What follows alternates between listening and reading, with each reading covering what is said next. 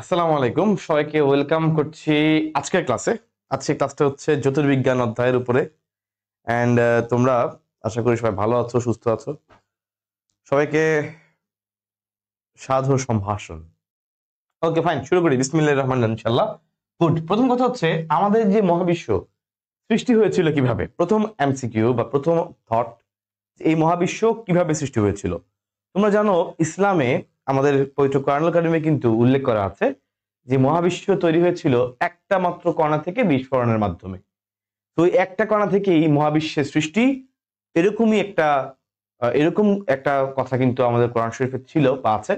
তো তোমরা জানো সেই মহাবিস্ফোরণ, এটাই কিন্তু আমাদের বিজ্ঞানও বিশ্বাস করে যে মহাবিস্ফোরণের ফলেই তৈরি হয়েছিল আমাদের এই মহাবিশ্ব। তাহলে প্রথমেই আমাদের প্রথম শব্দটা যেটা আসতেছে সেটা হচ্ছে মহাবিস্ফোরণ, যেটা তোমরা সবাই নাম শুনেছো বিগ ব্যাং থিওরি। তো আমাদের নাম্বার ওয়ান প্রথম শব্দটা হচ্ছে মহাবিস্ফোরণ। মহাবিস্ফোরণ, যেটাকে ভাই আমরা কি বলতেছি, বিগ ব্যাং থিওরি। বিগ ব্যাং, প্রথম থিওরিটা হচ্ছে বিগ ব্যাং থিওরি বা মহাবিস্ফোরণ। ধারণা করা হয় এর মাধ্যমেই তৈরি হয়েছিল আমাদের এই মহাবিশ্ব। তো আমি লিখে রাখি, দেখো তাহলে এর মাধ্যমে তৈরি হয়েছিল আমাদের মহাবিশ্ব সৃষ্টি। তো লিখে দিলাম মহাবিশ্ব সৃষ্টি। কি বললাম? Big bang theory. ফাইন। তাহলে বিগ ব্যাং থিওরির মাধ্যমেই বা মহাবিস্ফোরণের মাধ্যমেই তৈরি হয়েছিল আমাদের এই মহাবিশ্ব। আচ্ছা ফাইন। আচ্ছা গুড। নেক্সট খেয়াল করে দেখো, এখন ধারণা করা হয় একটা সময় গিয়ে ধারণা করা হয় একটা সময়ে গিয়ে এই বিস্ফোরণ আমাদের পৃথিবী ধ্বংস হয়ে যাবে, তাই না? ধ্বংস হয়ে যাবে, তাই তো আমরা বিশ্বাস করি কিয়ামত হবে, পৃথিবী ধ্বংস হবে। এইটাকে বলে বিগ ক্রাঞ্চ। বিগ ক্রাঞ্চ বা মহাসংকোচন। কারণ দেখো বিগ ব্যাং মানে কি? মহাবিস্ফোরণ। তুমি দেখো কোনো কিছু যদি বিস্ফোরিত হয়, ধরো একটা বোমা বিস্ফোরিত হইলো, বোমাটা মনে করো ছোট্ট গোলাকার এরকম একটা বোমা, এটা যখন বিস্ফোরিত হয় এটা তখন ছড়ায় পড়ে। বোমাটা বিস্ফোরিত হয়ে ছড়ায় সব জায়গায় ছিটায় পড়ে। তাহলে বোমা যখন বিস্ফোরিত হয় তখন সে কি সংকুচিত হয় নাকি প্রসারিত হয়? তুমি আমাকে বলো তো, একটা বোমা যখন বিস্ফোরিত হয় তখন সে কি সংকুচিত হয় নাকি প্রসারিত হয়? ডেফিনেটলি তখন সে প্রসারিত হয়। Very good. তাহলে মহাবিস্ফোরণের ফলে কি হয়েছিল? তখন সবকিছু প্রসারিত হয়েছিল, প্রসারিত বা প্রসারণ ঘটছিল। মহাবিস্ফোরণের ফলে প্রসারিত হয়েছিল, প্রসারণ ঘটেছিল। সেই প্রসারণের ফলে তৈরি হয়েছিল মহাবিশ্ব। নেক্সট যেটা বললাম যে এক সময় কিয়ামতের সময় একবার শেষের দিকে এসে প্রথমবার যদি প্রসারণ হয়, বুঝতে পারছো শেষে যখন ধ্বংস হবে তখন কি প্রসারণ হবে নাকি সংকোচন হবে? বুঝতে পারছো জিনিসটা উল্টা। যখন কোনো কিছু তৈরি হয়, বিস্ফোরণের ফলে যখন তৈরি হয়েছিল তখন সেখানে ছিল প্রসারণ। যখন সেটা ধ্বংস হবে তখন কি সেটা প্রসারণ থাকবে নাকি সংকোচন হবে? তোমার বিবেক কি বলে? বিবেক বলে তখন সেখানে সংকোচন হবে, তাই না? উল্টা হবে। তাহলে এখানে প্রসারণ হয়েছিল, তাহলে পরবর্তীতে ঘটবে মহাসংকোচন। তাহলে পরবর্তীতে কি ঘটবে? মহাসংকোচন। এই মহাসংকোচনটাকে বলা হয় বিগ ক্রাঞ্চ থিওরি। বিগ ক্রাঞ্চ। ক্রাঞ্চ অর্থ হচ্ছে একটা কুচকানো টাইপ, কুচকানো বা কামড় দিয়ে ধরো আমরা বলি না অনেক ক্রিস্পি টিস্পি সামথিং। তো কোনো কিছু যখন কুচকানো টাইপ থাকে সেটা কি সংকুচিত হয়ে আসে না? এই জন্য এটাকে বলে বিগ ক্রাঞ্চ থিওরি। এই দুইটা থিওরি, বিগ ব্যাং থিওরি এবং বিগ ক্রাঞ্চ থিওরি, মহাবিশ্বের সৃষ্টি এবং মহাবিশ্বের ধ্বংস, এই দুইটা তত্ত্বকে একসাথে বলা হয় পালসার থিওরি। তোমরা জানো পালসার নামে কিন্তু মোটর বাইক পাওয়া যায়। তো এই থিওরিটাকে বলা হয় পালসার থিওরি। তাহলে মহাবিশ্ব তৈরি হওয়া এবং মহাবিশ্ব সংকোচন হওয়া, এই দুইটা তত্ত্বকে একসাথে কি বলে? Pulsar theory. কথা ক্লিয়ার? Very good. যারা পারতেছো ভেরি গুড, পারবা ইনশাল্লাহ। ভাইয়ের সাথে কথাগুলো খেয়াল করবা, তাহলে ইনশাল্লাহ ভালো পারবা। হ্যাঁ আচ্ছা ঠিক আছে। এখন মনে করো মহাবিস্ফোরণ হয়েছে, মনে করো 0 সেকেন্ড। আমরা সময়টা এক্সাক্টলি জানি না, আমরা ধরে নিলাম ওখান থেকেই আমাদের সময় শুরু করলাম, সময়ের হিসাব মনে করো শুরু করি। তাহলে এখানে মহাবিশ্ব যখন তৈরি হয় সময়টাকে আমি 0 সেকেন্ড ধরে নেই, এরপরে আমি আগাবো। খেয়াল করো, তাহলে মনে করো এখানে তৈরি হলো, মহাবিশ্ব তৈরি হলো। ফাইন, আমি লিখলাম মহাবিশ্ব সৃষ্টি হলো। Okay good. এখন মনে রাখবা এই মহাবিশ্ব তৈরি হওয়ার 10⁻⁻43 সেকেন্ড, কত বললাম? 10⁻⁻43 সেকেন্ড পরে এই পৃথিবীর তাপমাত্রা ছিল সবচেয়ে বেশি, অনেক বেশি। 10⁻⁻43 সেকেন্ড পরে, খুব অল্প সময়, তাই না? খুবই অল্প। 10⁻⁻43 সেকেন্ড, অনেক দশমিক পরে, অনেক দশমিক 0.000 পরে 1, 10⁻43 সেকেন্ড পরে পৃথিবীর তাপমাত্রা ছিল সবচেয়ে বেশি, এবং এই সময়ে অনেক বেশি বিকিরণ আকারে পাওয়া যেত। কি পাওয়া যেত? বিকিরণ। ধরো তোমার কাছে আজকে সূর্যটা তুমি ভালো করে দেখতে পাচ্ছ, সূর্যের বিকিরণ তোমার গায়ে এসে পড়তেছে, সূর্যের আলোক রশ্মি তোমার গায়ে এসে পড়তেছে, তোমার গরম লাগবে, তাই না? তাহলে একইভাবে চিন্তা করবা যে 10⁻43 সেকেন্ড পরে এই যে এত এত তাপমাত্রা তৈরি হয়েছে, তার মানে এখানে সবচেয়ে বেশি আমরা কি পাবো? বিকিরণ। বিকিরণ আকারে জিনিসপত্রগুলো পাবো। ভাই লিখলাম বিকিরণ, বিকিরণ আকারে পাবো। Very good. 10⁻43 সেকেন্ড পরে তাপমাত্রা সবচেয়ে বেশি। কত তাপমাত্রা? এত সেকেন্ড পরে পৃথিবীর তাপমাত্রা সবচেয়ে বেশি। এত সেকেন্ড পরে পৃথিবীর তাপমাত্রা সবচেয়ে বেশি, পৃথিবীর তাপমাত্রা সবচেয়ে বেশি। কথা খেয়াল করো, এত সেকেন্ড পরে পৃথিবীর তাপমাত্রা সবচেয়ে বেশি। কত হবে সেটা? 10⁻32 কেলভিন। অনেক বই সেলসিয়াস লিখছে, ওটা নিয়ে প্যারা খাবা না। 10⁻32 কেলভিন। ওকে, এখন ভাইয়াকে বলো তো, পৃথিবীর তাপমাত্রা সবচেয়ে বেশি ছিল কত সেকেন্ড পরে? 10⁻43 সেকেন্ড পরে। এবং সেই সর্বোচ্চ তাপমাত্রাটার মান কত? 10⁻32 কেলভিন। তো কাহিনী হলো, ওই সময়ে এই এত তাপমাত্রায় পৃথিবীর বুকে অনেক জিনিসপত্র তৈরি হয়। পৃথিবীর বুকে কি তৈরি হবে খেয়াল করো। আমরা চিন্তা করি, আমাদের এই পৃথিবীর সকল কিছুর মূল হইল পরমাণু। am I right? আমাদের পৃথিবীর সকল পদার্থে, ধরো গ্যাসীয় পদার্থ বলো, কঠিন পদার্থ বলো, তরল পদার্থ বলো, যে কোনো পদার্থেরই সবচেয়ে পিচ্চি অংশটাকে বলা হয় পরমাণু। am I right or not? সত্য। সকল কিছুর সবচেয়ে ক্ষুদ্র একক হচ্ছে পরমাণু। এই পরমাণুকে যদি আমি ভাঙি, তোমরা সবাই জানো ইলেকট্রন, প্রোটন, নিউট্রন এগুলো পাওয়া যায়, তাই না? এক্স্যাক্টলি। ইলেকট্রন, প্রোটন, নিউট্রন এদের মধ্যে চিন্তা করে দেখো, ভাইয়াকে উত্তর করো, এই তিনটার মধ্যে সবচেয়ে হালকা কোনটা? ইলেকট্রন, প্রোটন, নিউট্রন এই তিনটার মধ্যে সবচেয়ে হালকা কোনটা? সবচেয়ে হালকা হচ্ছে ইলেকট্রন। ইলেকট্রনের ভর অনেক কম, 9.1, 10⁻31 কেজি, অনেক কম। তাহলে প্রথমেই তৈরি হবে এইখানে, তাহলে প্রথম যেটা তৈরি হবে সেটা হচ্ছে ইলেকট্রন। এই ধাপে প্রথম তৈরি হবে ইলেকট্রন। এই ধাপে তৈরি হবে ইলেকট্রন। তো ইলেকট্রন যখন তৈরি হয়, তোমরা জানো ইলেকট্রন তো নেগেটিভ চার্জ, এটাকে ব্যালেন্স করার জন্য পজিটিভ তৈরি হবে পজিট্রন। তৈরি হয় পজিট্রন। ইলেকট্রনও আছে, পজিটিভ পজিট্রনও আছে, মনে করো দুইটাই আছে। এখন দুইটাই আছে, তাদের মাঝখানে একটা ব্যালেন্স করতে হবে না? ব্যালেন্স করবে কে? নিউট্রাল কেউ, তাই না? তো তখন তৈরি হয় নিউট্রিনো। নিউট্রন না, নিউট্রিনো। শুধুমাত্র ইলেকট্রনটা এখানে আমাদের প্রধান কণিকাগুলোর মধ্যে একটা। ইলেকট্রন, পজিট্রন আর একটা কি? নিউট্রিনো। এই হচ্ছে আমাদের প্রথম তৈরি হওয়া। ক্লিয়ার? তাহলে আমরা 10⁻43 সেকেন্ড পরে আমাদের তিনটা জিনিস মেইনলি তৈরি হয়। একটা হচ্ছে ইলেকট্রন, একটা হচ্ছে পজিট্রন, আর একটা কি? নিউট্রিনো।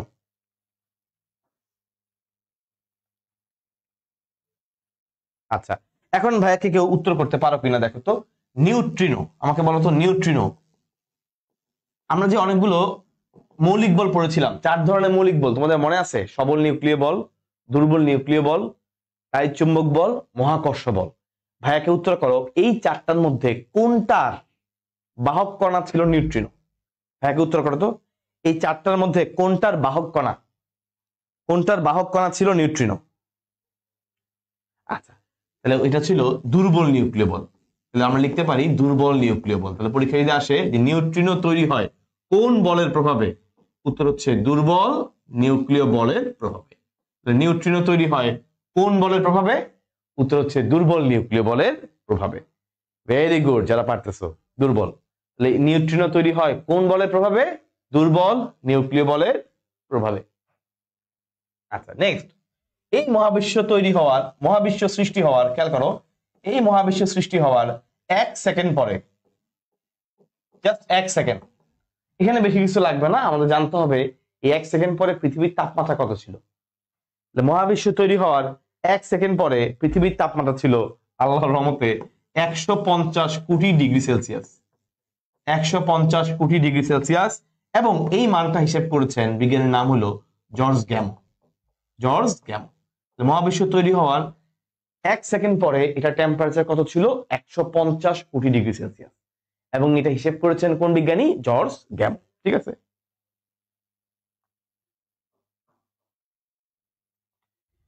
ফাইন। চলে আসি, দেখো 1 সেকেন্ডের পরে নেক্সট সেকেন্ড। এত অল্প সময় ব্যবধানে কাহিনী হয়েছে, খেয়াল করো।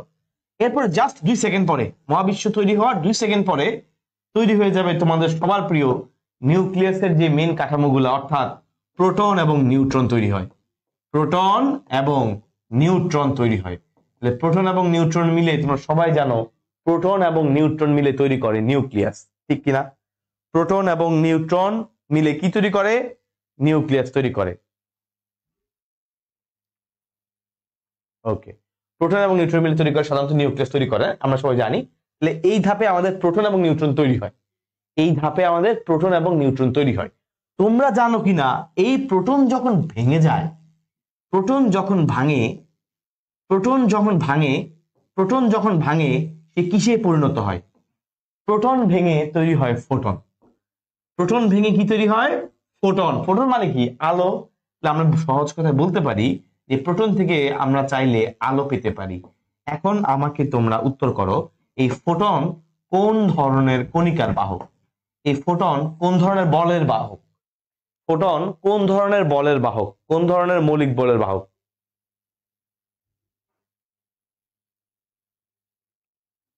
তাহলে ফোটন কোন ধরনের মৌলিক বলের বাহক? ভাই উত্তর করো। ফোটন হচ্ছে, উত্তর করো সবাই, পারো কিনা? ভেরি গুড, তাড়িৎ, মানে তাড়িৎ চুম্বক বল। ভেরি গুড, লিখে রাখো তাড়িৎ চুম্বক বল।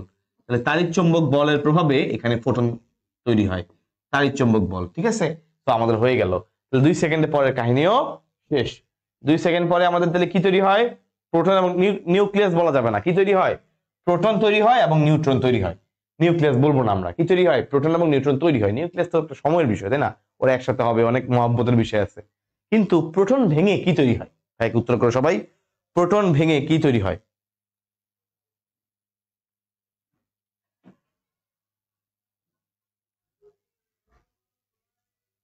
বলেন, প্রোটন ভেঙে কি তৈরি হয়?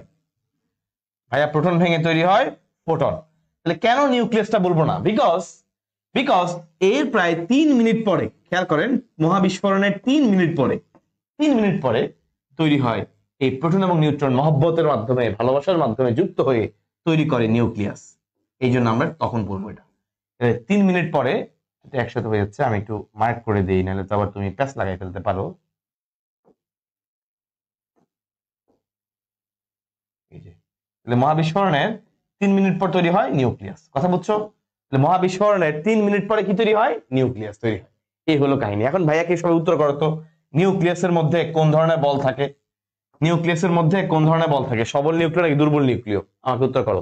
নিউক্লিয়াস তৈরি হওয়ার জন্য কোন বল দায়ী? সবল নিউক্লিয় বল নাকি দুর্বল নিউক্লিয় বল? উত্তর করো। নিউক্লিয়াস তৈরি হওয়ার জন্য কোন বল দায়ী? সবল নিউক্লিয় বল নাকি দুর্বল নিউক্লিয় বল? Very good, very good. নিউক্লিয়াসের জন্য দায়ী হলো সবল নিউক্লিয় বল, মনে রাখবা। আর নিউক্লিয়াস ভাঙার জন্য দায়ী হলো দুর্বল নিউক্লিয় বল। নিউক্লিয়াস তৈরির জন্য দায়ী হলো সবল নিউক্লিয় বল, নিউক্লিয়াস ভাঙার জন্য দায়ী হচ্ছে দুর্বল নিউক্লিয় বল। কথা ক্লিয়ার? ওকে, ফাইন, ভেরি গুড। তাহলে নিউক্লিয়াস তৈরির জন্য দায়ী কে? নিউক্লিয়াস তৈরির জন্য দায়ী হলো সবল নিউক্লিয় বল। ভেরি গুড,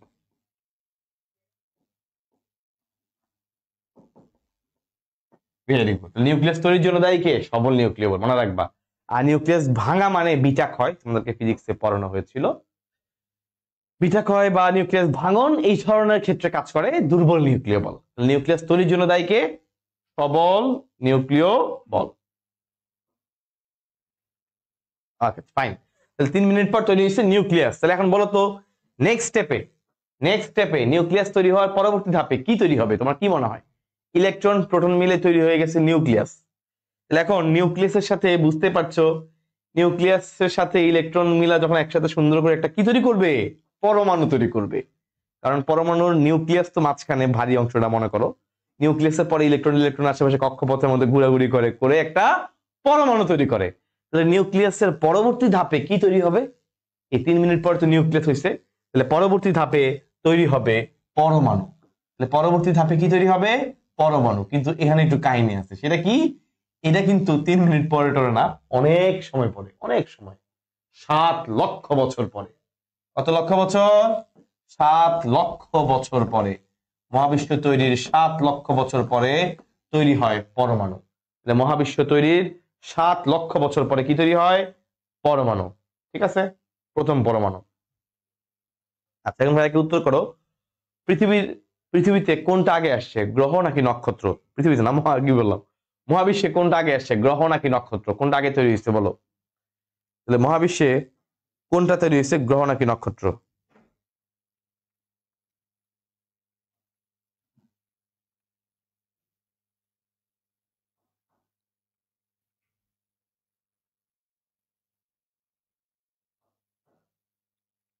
নক্ষত্র, ভেরি গুড। তাহলে প্রথম তৈরি হয়েছে নক্ষত্র, এক্স্যাক্টলি এখানে সেম। তাহলে 7 লক্ষ বছর পরে প্রথম তৈরি হবে পরমাণু, প্রথম পরমাণু তৈরি হবে এবং প্রথম নক্ষত্র তৈরি হবে। 7 লক্ষ বছর পরে প্রথম পরমাণু তৈরি হয় এবং প্রথম নক্ষত্র তৈরি হয়। 7 লক্ষ বছর পরে প্রথম পরমাণু তৈরি হবে এবং প্রথম নক্ষত্র তৈরি হয়, ভেরি গুড। আচ্ছা, তোমরা জানো এই প্রথম নক্ষত্রের মধ্যে সাধারণত হাইড্রোজেনের পরিমাণ থাকে 75%। হাইড্রোজেনের পরে গ্যাসটার নাম হচ্ছে হিলিয়াম, আমরা সবাই জানি। হিলিয়ামের পরিমাণ থাকে 25%। তো আমি যদি অনুপাত বাড়ি করি কত হবে? 3:1। 3:1 খুবই ইম্পর্টেন্ট, খেয়াল করবা। প্রথম যে নক্ষত্র আবিষ্কার হয়েছিল সেই নক্ষত্রের মধ্যে বা নক্ষত্রের সাধারণ ক্ষেত্রে হাইড্রোজেন এবং হিলিয়ামের অনুপাত কত হয়? 3:1। হাইড্রোজেন থাকে 4/3 তো 75%, হিলিয়াম থাকে মাত্র 1 ভাগ, 25%। হাইড্রোজেন হচ্ছে 75%, হিলিয়াম হচ্ছে 25%। তোমরা ভাইকে বলো তো, তোমরা পড়েছো যে হাইড্রোজেনের ফিউশন বিক্রিয়ায় হিলিয়াম তৈরি হয় নাকি ফিশন বিক্রিয়ার মাধ্যমে হিলিয়াম তৈরি হয়? কিভাবে হিলিয়াম তৈরি হয়? ভাইকে উত্তর করো, কিভাবে হিলিয়াম তৈরি হয়? হাইড্রোজেনের ফিউশনের ফলে নাকি ফিশনের ফলে? হাইড্রোজেনের ফিউশন, খেয়াল করো, ফিউশন নাকি ফিশন বা ফিশন, কোন প্রক্রিয়ার মাধ্যমে হিলিয়াম তৈরি হয়? উত্তর করেন, কোন প্রক্রিয়ার মাধ্যমে হিলিয়াম তৈরি হয়? হাইড্রোজেনের ফিউশন নাকি ফিশন? উত্তর হচ্ছে হাইড্রোজেনের ফিউশন। এই যে এটা, এই হাইড্রোজেনের ফিউশন, জোড়া লাগার ফলে তৈরি হয় হিলিয়াম। তাহলে কোনটার ফলে হিলিয়াম তৈরি হয়? হাইড্রোজেনের ফিউশন, এই যে ফিউজ হয়ে তৈরি করবে হিলিয়াম। তাহলে হাইড্রোজেনের ফিউশনের ফলে তৈরি করবে হিলিয়াম। তাহলে আমি একটু এই জিনিসটা আবার দেখি, দেখার পর আবার বলবো একটু পরে, খেয়াল করো। ঠিক আছে, ইনশাল্লাহ। এবং বর্তমানে হচ্ছে প্রায় 1500 কোটি বছর পরে বর্তমানে হাইড্রোজেনের পরিমাণ কিন্তু আস্তে কমতেছে, বুঝছো? আগে ছিল কত, 75% না? এই বর্তমানে প্রায় 1500 কোটি বছর পরে, 1500 কোটি বছর পরে এখন এই হাইড্রোজেনের পরিমাণটা কমে, হাইড্রোজেনের পরিমাণ কমে হয়ে গেছে মাত্র 55%, অর্থাৎ 75 থেকে কমে গেছে। কত হয়েছে? 55% হয়েছে। আর তেমন কিছু তোমার লাগবে না। তাহলে এই জিনিসটা একটু আবার আমরা পড়ি, চলো দেখি আমাদের পড়া হয়েছে কিনা। তাহলে আমরা পড়লাম, প্রথমে পড়েছি মহাবিস্ফোরণ, খেয়াল করো, প্রথমে পড়েছি মহাবিস্ফোরণ। মহাবিশ্ব তৈরি হয়েছে কেমনে? মহাবিস্ফোরণের ফলে, এটা আমরা বলি বিগ ব্যাং থিওরি। ওকে, গুড। মহাবিশ্ব ধ্বংস হবে কেমনে? মহাসংকোচনের ফলে, এটাকে বলে বিগ ক্রাঞ্চ থিওরি। ক্রাঞ্চ, উচকে যাওয়া, সংকুচিত হওয়া। এই দুটো তত্ত্বকে একসাথে কি বলা হয়? কমেন্ট বক্সে সবাই আমাকে জানায় দাও, বিগ ব্যাং এন্ড বিগ ক্রাঞ্চ, এই দুইটা তত্ত্বকে একসাথে কোন থিওরি বলা হয়? বিগ ব্যাং এবং বিগ ক্রাঞ্চ, এই দুইটাকে একসাথে কি বলা হয়? এই দুইটাকে একসাথে বলা হয় Pulsar theory. Very good. Big bang এবং বিগ ক্রাঞ্চ, এই দুইটাকে একসাথে বলা হয় Pulsar theory. Very good, very good. Next খেয়াল করো, আগে প্রশ্ন উত্তর করো, তাহলে তোমার ইজি হবে। মহাবিশ্ব সৃষ্টি হওয়ার কত সেকেন্ড পরে এই মহাবিশ্বের তাপমাত্রা সবচেয়ে বেশি ছিল? তাপমাত্রা মানটা বলে দিই আমি, 10⁻32, মনে আছে? কেলভিন। আমাকে বলো এই মহাবিস্ফোরণের কত সেকেন্ড পরে পৃথিবী না, মহাবিশ্বের তাপমাত্রা সবচেয়ে বেশি ছিল? কত সেকেন্ড পরে তাপমাত্রা সবচেয়ে বেশি ছিল? উত্তর হলো, যারা পারতেছো তারা ভেরি গুড, না পারলে সমস্যা নাই। উত্তর হলো 10⁻⁻43 সেকেন্ড পরে। 10⁻⁻43 সেকেন্ড পরে পৃথিবী আসতেছে, কারণ আমরা পৃথিবী নিয়ে বেশি পড়ি তো। মহাবিশ্বের তাপমাত্রা ছিল সবচেয়ে বেশি, প্রায় 10⁻32 কেলভিন। এই সময়ে কয়েকটা জিনিস তৈরি হয়েছিল, ভাইয়াকে একটু বলতে হবে। এই সময় কি বিকিরণ পাওয়া যায়? আমাকে বলো তো, এই যে তাপমাত্রা এত বেশি, এই সময় কি বিকিরণ পাওয়া যায়? হ্যাঁ, পাওয়া যায় ডেফিনেটলি। আর কি পাওয়া যায়? ইলেকট্রন প্রোটন নাকি পজিট্রন? না, প্রোটন নিউট্রন তৈরি হয় না, এগুলো পরে তৈরি হয়। ইলেকট্রন তৈরি হয় আগে, আর তার সাথে ব্যালেন্স করে পজিট্রিনো, তার সাথে ব্যালেন্স করে নিউট্রিনো, তাই না? নিউট্রিনো। এবং আমরা সবাই পড়েছি নিউট্রিনো এটা মূলত দুর্বল নিউক্লিয় বলের বাহক, তাই না? Okay fine. নেক্সট খেয়াল করো, 1 সেকেন্ড পরে এই তাপমাত্রা হয় পৃথিবীর, এই মহাবিশ্বের তাপমাত্রা ছিল 150 কোটি ডিগ্রি সেলসিয়াস। এটা আবিষ্কার করেছেন বিজ্ঞানীর নাম জর্জ গ্যামো, তিনি এটা হিসেব করছেন। গ্যামো, এটা পরীক্ষা আসে গ্যামোর কথা, হ্যাঁ, টেম্পারেচার তো আসে, এটাও আসে। আর তার 2 সেকেন্ড পরে, শোনো 1 সেকেন্ডের পরে 2 সেকেন্ড, শোনো দেখো 1 সেকেন্ডের পরে 2 সেকেন্ড, এরপরে 3 সেকেন্ড না হয়ে 3 মিনিট, কিন্তু খেয়াল করো 1 সেকেন্ড 2 সেকেন্ড 3 সেকেন্ড না হয়ে কি রে এটা 3 মিনিট, খেয়াল করবা 3 সেকেন্ড না হয়ে এটা কিন্তু 3 মিনিট। তো তোমার হিসেব করতে তখন ইজি হবে। ওকে, 1 সেকেন্ড তো বুঝলাম, 2 সেকেন্ড পরে তৈরি হয় প্রোটন এবং নিউট্রন, 3 মিনিট পরে তৈরি হয় নিউক্লিয়াস। তারা একসাথে মিলে তৈরি করে নিউক্লিয়াস। প্রোটন ভেঙে, তোমরা পড়েছি প্রোটন ভেঙে আমরা আলো পাই, আলো মানে ফোটন। আর ফোটন হচ্ছে কোন মৌলিক বলের বাহক? ফোটন হলো তাড়িৎ চুম্বকীয় বলের বাহক। তোমরা সবাই পারো, 4টা মৌলিক বলের বাহক তো সবাই মুখস্থ। ফোটন হচ্ছে তাড়িৎ চুম্বক বলের বাহক। তোমরা ক্লাসের স্লাইড ইনশাআল্লাহ পেয়ে যাবে, হ্যাঁ, টেনশন করবে না। ওকে, ভেরি গুড। নেক্সট আমরা পড়লাম, 3 মিনিট পড়লাম। খেয়াল করো নিউক্লিয়াস, এবার আমাকে উত্তর করো, নিউক্লিয়াস তৈরির জন্য কোন বল দায়ী? সবল নিউক্লিয় বল নাকি দুর্বল নিউক্লিয় বল? নিউক্লিয়াস তৈরির জন্য কোন বল দায়ী? সবল নিউক্লিয় বল নাকি দুর্বল নিউক্লিয় বল? নিউক্লিয়াস তৈরির জন্য কোন বল দায়ী? সবল নিউক্লিয় বল নাকি দুর্বল নিউক্লিয় বল?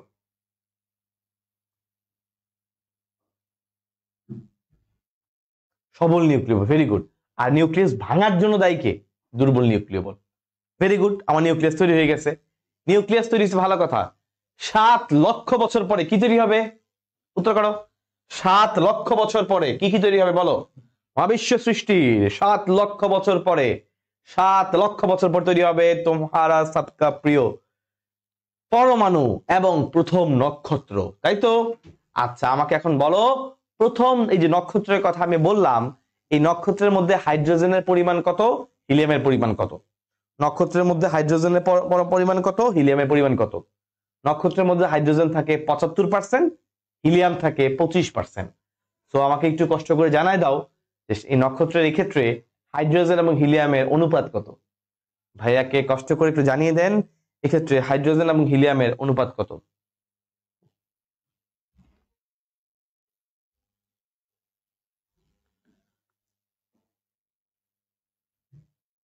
হাইড্রোজেন এবং হিলিয়ামের অনুপাত হচ্ছে 3:1। Very good. এই যে হিলিয়াম তৈরি হয় হাইড্রোজেনের কোন বিক্রিয়া, ফিউশন নাকি ফিশন? ফিউশন মানে জোড়া লাগা, তাহলে ফিউশনের ফলে তৈরি হয় হিলিয়াম। সমাজ মে আয়া? ওকে। এবং বর্তমানে প্রায় 1500 কোটি বছর পরে এটার হাইড্রোজেনের পরিমাণ কমে গিয়েছে, প্রায় 75 থেকে কমে 20%, 20-এর মতো কমে 55% এসে দাঁড়িয়েছে। শেষ। আমাদের একটা গুরুত্বপূর্ণ পার্ট, বিশ্বাস করি আলহামদুলিল্লাহ শেষ। পারবেন তো নাকি? পারবেন?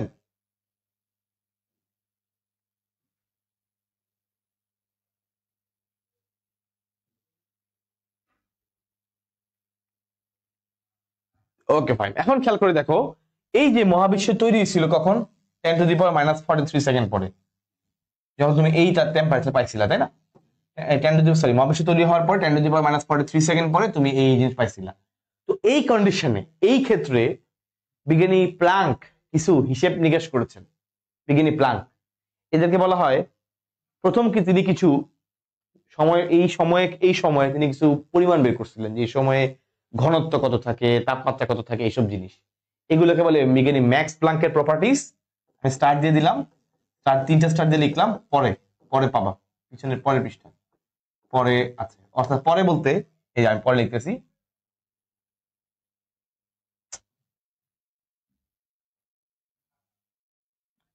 এই যে খেয়াল করো, তাহলে এখানে বলে প্লাঙ্ক প্রপার্টিজ। কি বলে? এগুলোকে বলে প্লাঙ্ক প্রপার্টিজ। তাহলে প্লাঙ্ক প্রপার্টিজ কি কি আছে? প্লাঙ্ক প্রপার্টিজ হচ্ছে 5টা, অর্থাৎ তিনি এই সময় মোট 5টা জিনিসের মান বের হিসেব করেন। তিনি প্রথমে 5টা জিনিসের মান হিসেব করেন, এর মধ্যে কয়েকটা মান তুমি অলরেডি পারো। তিনি টাইম হিসেব করছেন, বলো তো টাইম কত? 10⁻⁻⁻ 43 সেকেন্ড। ম্যাক্স প্লাঙ্ক যে হিসেবগুলো করেছেন, ম্যাক্স প্লাঙ্ক না বলে সরাসরি প্লাঙ্ক প্রপার্টিজে বলি, বেশি ঝামেলার দরকার নাই। তাহলে তিনি হিসেব করেছেন টাইম কত, 10⁻⁻43 সেকেন্ড। Very good. তাপমাত্রা কত হিসেব করছেন বলো তো, পারবে তোমরা সবাই এটা? তিনি তাপমাত্রা কত হিসেব করছেন? তাপমাত্রা হিসেব করছেন সবাই জানো 10⁻32 কেলভিন, ঠিক কিনা? একটু আগে পড়ে আসছি।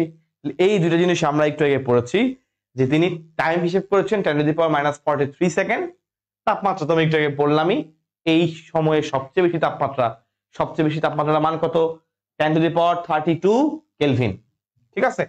সর্বোচ্চ না, হাইয়েস্ট টেম্পারেচার, হাইয়েস্ট, এটা হচ্ছে হাইয়েস্ট তাপমাত্রা। Okay fine. এরপরে ভর, তিনি ভর হিসাব করছেন 10⁻51 কেজি, 10⁻51 কেজি ভর। ঘনত্ব হিসাব করছেন, ঘনত্বর মান 10⁻21 কেজি পার মিটার কিউব। তার হিসেব করা ঘনত্ব। তাহলে কয়টা হইলো? 4টা হইলো, বাকি এসআর একটা। সে একটা হচ্ছে দৈর্ঘ্য। দৈর্ঘ্য হিসেব করছেন 10⁻⁻35 মিটার। এই মানগুলো পড়ে ফেলা ভালো, মানে 5টা আছে, 5টাকে বলে প্ল্যাঙ্ক প্রপার্টিজ। তিনি ওই সময়ে 10⁻⁻43 সেকেন্ড পরে কয়েকটা মান হিসেব করছিলেন। তাহলে একটু আমরা একটু মুখস্থ করার চেষ্টা করি, কেমনে কেমনে পড়বো। খেয়াল করো, ভর কত? 10⁻51। ভর কত? 10⁻51। ঘনত্ব 10⁻21। খেয়াল করো, এইগুলোর মাঝখানে ব্যবধান হচ্ছে 30-এর মতো। দৈর্ঘ্য হচ্ছে 10⁻−30, 30 তো না 35, কাছাকাছি না। 10⁻51 হচ্ছে ভর, ঘনত্ব 10⁻21। এই 5টা জিনিস, 1 2 3 4 5, এই 5টা প্রপার্টিস, 5টা মান তোমাদের বইয়ের মধ্যে বিভিন্ন জায়গায় লেখা আছে। তো 5টা মান অবশ্যই পড়বা, ঠিক আছে? এগুলোকে বলা হয় প্ল্যাঙ্ক প্রপার্টিস। কি বলা হয়? Planck properties. পারবেন তো ইনশাআল্লাহ? আশা করি পারবেন সবাই। অবশ্যই রিয়েক্টের মাধ্যমে অ্যাক্টিভ থাকেন, ঘুমিয়ে টুমে দেন না,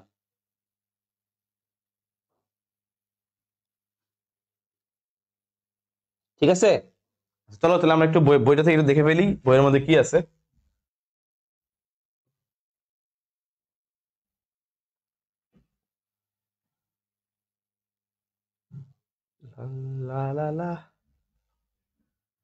চলেন বই থেকে একটু দেখি। বই কিধার হে? বেশি বই বেশি চলে গেছে। ওকে,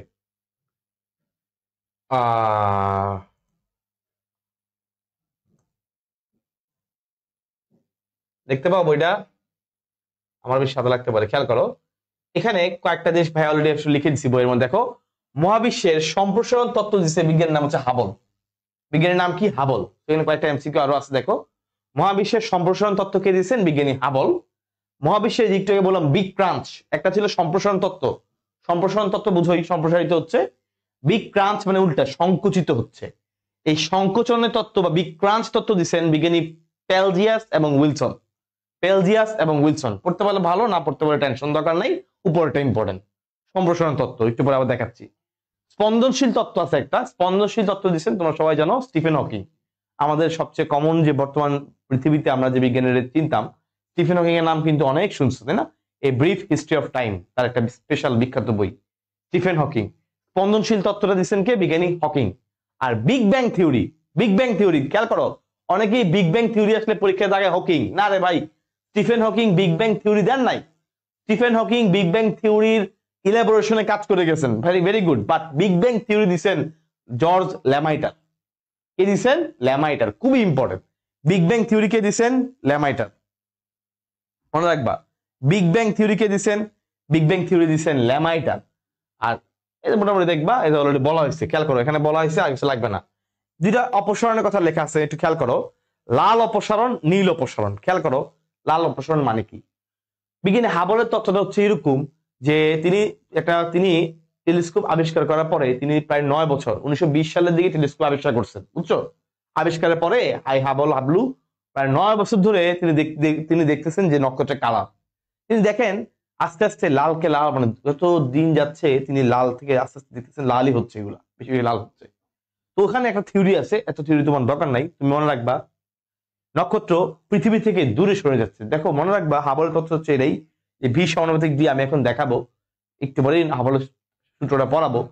তো হাবলের দুইটা ক্ষেত্র খেয়াল করবা। হাবল মূলত উপরেরটা, নিচেরটা না, নীল অপসারণ না। তারপরে খেয়াল করবা লাল অপসারণ, খেয়াল করো যদি দূরে চলে যায় লাল, কাছে আসলে নীল। এটা মনে রাখবা, দূরে চলে গেলে লাল, কাছে আসলে নীল। আমি একটু দেখাবো একটু পরে আবার হাবল তত্ত্বে। দূরে চলে গেলে লাল, কাছে আসলে নীল। এটা মনে থাকবে তো, দূরে চলে গেলে লাল, কাছে আসলে নীল। নক্ষত্র যখন পৃথিবী থেকে দূরে চলে যাচ্ছে তখন তুমি কি ধরনের অপসরণ পাবা? এই অপসরণ প্রক্রিয়াটাকে বলে লাল অপসরণ। আর যখন পৃথিবীকে কাছে আসতেছে, কাছে মানে নীল, যেমন আমার খুব পছন্দের একটা কালার হচ্ছে নীল কালার। নীল, সাদা, কালো, এই তিনটা কালার আমার খুব পছন্দের, বুঝতে পেরেছো? যখন নক্ষত্র পৃথিবীর কাছাকাছি আসতেছে, পৃথিবীর দিকে আসতেছে, কাছাকাছি আসতেছে, সেটা রং হচ্ছে নীল। আর যখন পৃথিবী থেকে দূরে চলে যাচ্ছে তার রং হচ্ছে লাল। তো দূরে গেলে লাল, কাছাকাছি আসলে নীল। দূরে গেলে লাল, কাছাকাছি আসলে নীল।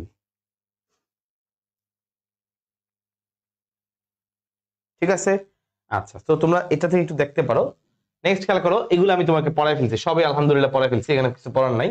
এই যে স্টিফেন, তোমরা হয়তো দেখতে পাচ্ছ না, স্টিফেন হকিং এর বইটার নাম নিচে লেখা আছে, দেখবা, a brief history of time. পরবর্তী খেয়াল করবো, এই যেখানে অলরেডি পার্সেন্টেজ গুলো পড়াইছিলাম, যে নর্মালি হাইড্রোজেন এবং হিলিয়ামের অনুপাত কত বলছিলাম, 3:1 পড়াইছি না? হাইড্রোজেন এবং হিলিয়ামের অনুপাত পড়াইছি 3:1।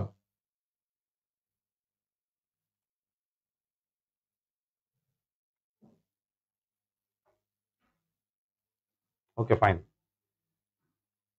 স্পন্দনশীল তত্ত্ব, এটা একটু দেখতে পারো। স্পন্দনশীল তত্ত্ব দিছে স্টিফেন হকিং, এটা আমরা জানি। এটা একটু এই সংখ্যাটা দেখতে পারো।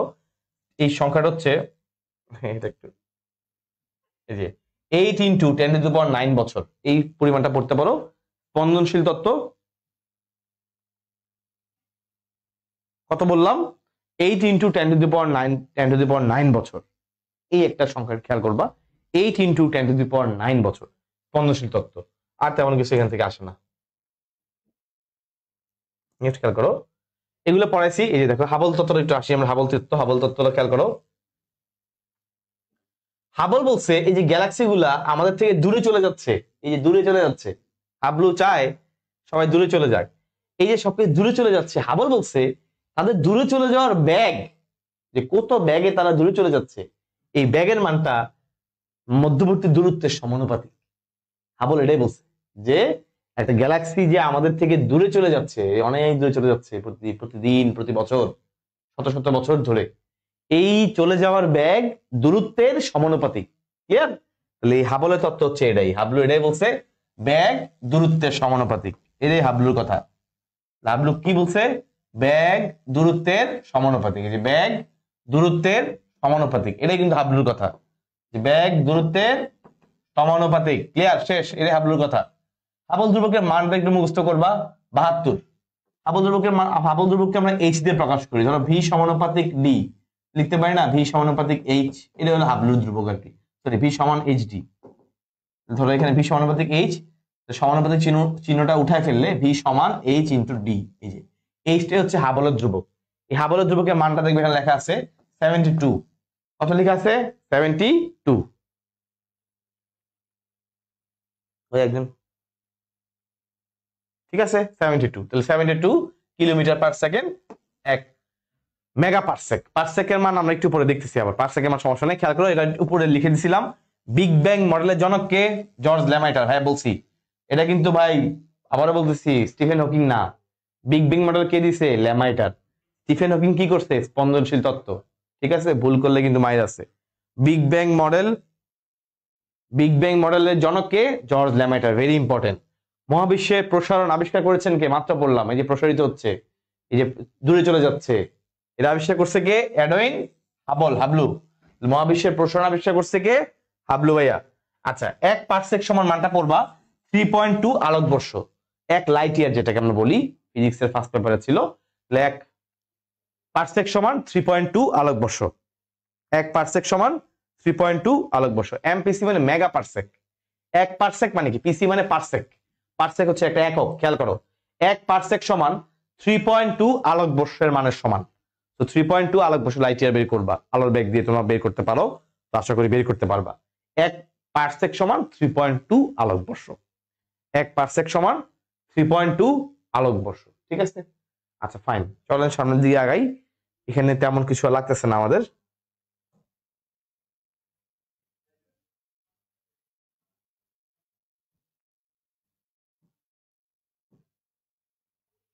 লাগবে না। খেয়াল করো এখানে কিছু জিনিস আছে, যেমন আমাদের আমরা যে গ্যালাক্সিতে বাস করি সেই গ্যালাক্সির নাম কি? আমরা যে গ্যালাক্সিতে বাস করি ভাইজান সেই গ্যালাক্সির নাম হচ্ছে মিল্কি ওয়ে। আমরা যে গ্যালাক্সিতে বাস করি সেই গ্যালাক্সির মান কি? সেই গ্যালাক্সির নাম হলো মিল্কি ওয়ে।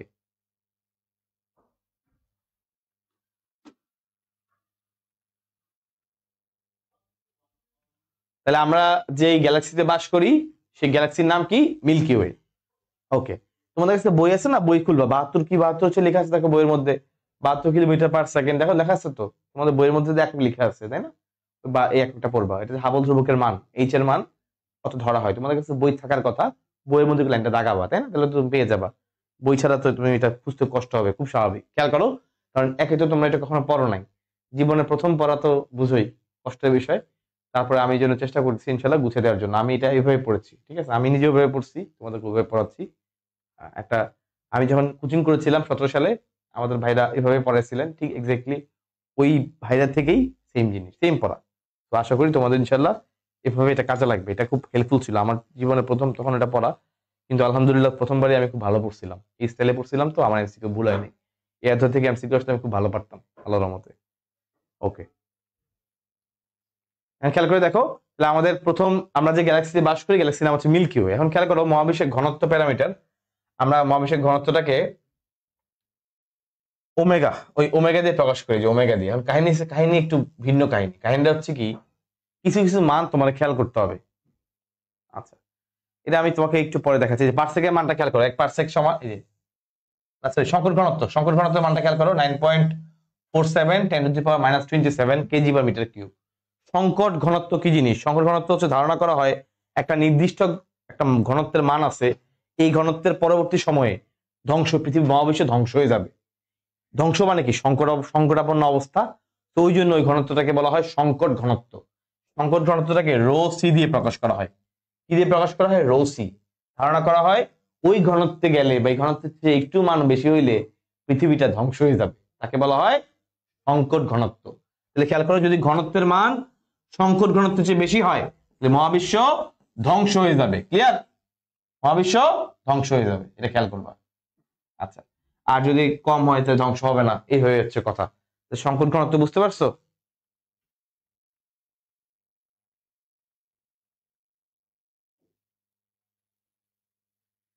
সমঝা বেটা?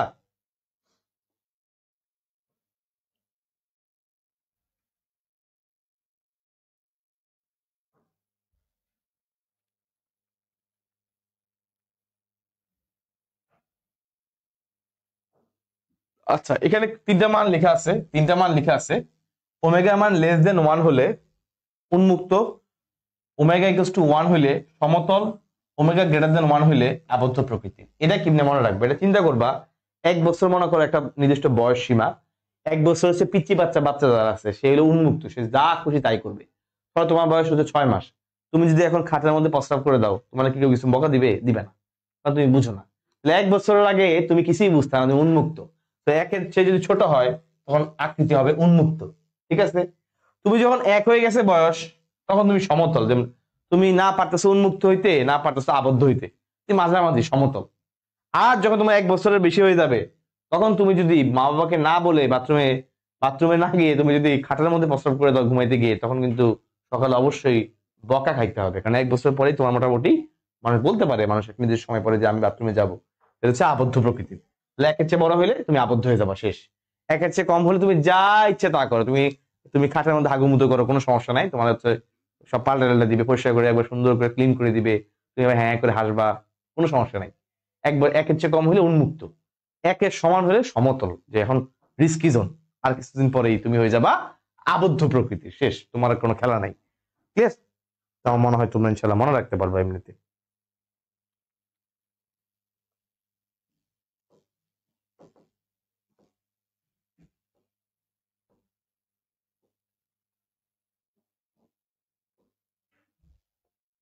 ওকে ফাইন, এখানে লাগতেছে না।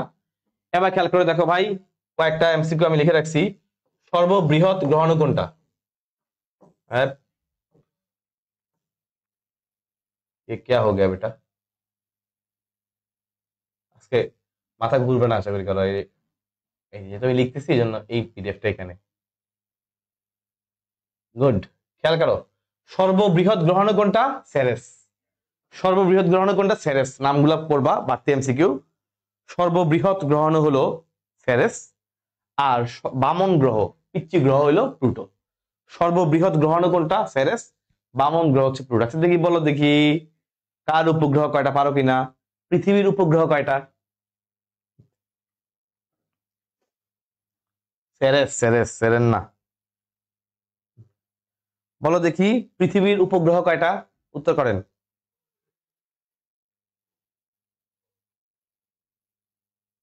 যারা ক্লাসটা করবে আর কষ্ট করে একটু এনি রিয়েক্টের মাধ্যমে তুমি তোমার উপস্থিতি জানাই দিও, যারা ক্লাসটা করছো, হ্যাঁ, বা পরবর্তী সময় যারা করবা। ঠিক আছে ইনশাল্লাহ। ওকে, পৃথিবীর একটা দুধ ভাত, তাই না? ওকে, বুঝছি। বলো তো বুধ আর শুক্র কার কয়টা উপগ্রহ? বুধ আর শুক্র, বুধ আর শুক্র কার কয়টা উপগ্রহ? তোমরা জানো সূর্যের সবচেয়ে কাছে থাকে বুধ শুক্র, তাই না? বৃহস্পতির উপগ্রহ কয়টা বন্ধু বান্ধবী বলেন? বৃহস্পতি বতে, বৃহস্পতি বতে 12। কেমনে কেমনে জানি মিলে গেছে। বতে বৃহস্পতি বতে 12, বতে বৃহস্পতি বতে 12। এখন বলো তো মঙ্গল গ্রহের উপগ্রহ কয়টা? দেখো অনেকে আছে মনের মাঝে একাধিক মানুষ নিয়ে রাখে। দেখো মনের মাঝে দুইজন থাকে, যারা মনের মাঝে একজন থাকে তারা খুব ভালো মানুষ, যাদের মনের মাঝে দুইজন থাকে ওরা কিন্তু খুব খারাপ। মনের মাঝে দুইজন, মন মানে মঙ্গল নতে নেপচুন, মঙ্গল এবং নেপচুন, মঙ্গল এবং নেপচুন তারা খারাপ, নষ্ট মানুষ। তাদের মনের মাঝে কয়জন? দুইজন। মঙ্গল এবং নেপচুন। বতে বৃহস্পতি বতে 12, ভেরি গুড।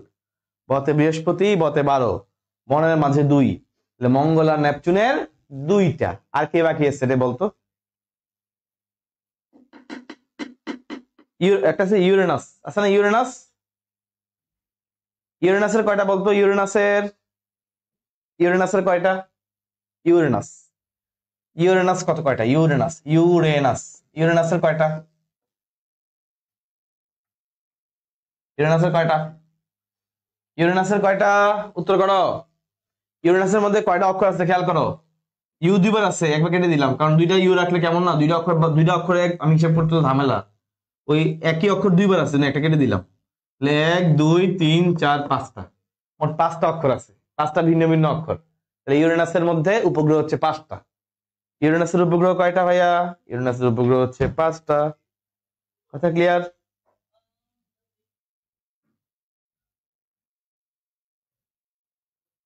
লাইভ কই?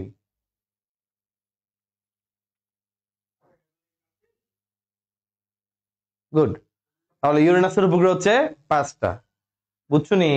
ইউ যেহেতু 2টা আছে, একটা কেটে দিলাম ভাই। তাহলে 1 2 3 4 5। বতে বৃহস্পতি বতে 12, মনের মাঝে তুমি না, মনের মাঝে 2। মতে মঙ্গল নতে নেপচুন, মতে মঙ্গল নতে নেপচুন। কুমিল্লা কবে আসবেন? আপনার সাথে দেখা করবো ইনশাল্লাহ। আমি রানীর দিঘির পাড়ে থাকি। আচ্ছা, রানীর দিঘির পাড়ে আমি পড়াই কুমিল্লা মাঝে মধ্যে গেলে। তো আমি ইনশাল্লাহ যাবো হচ্ছে কুমিল্লায়, সম্ভবত এই সপ্তাহের পরের সপ্তাহে ইনশাল্লাহ। আচ্ছা যাক, আল্লাহ বাচ্চা রাখুক সবাইকে ইনশাল্লাহ সুস্থ সুন্দর ভাবে।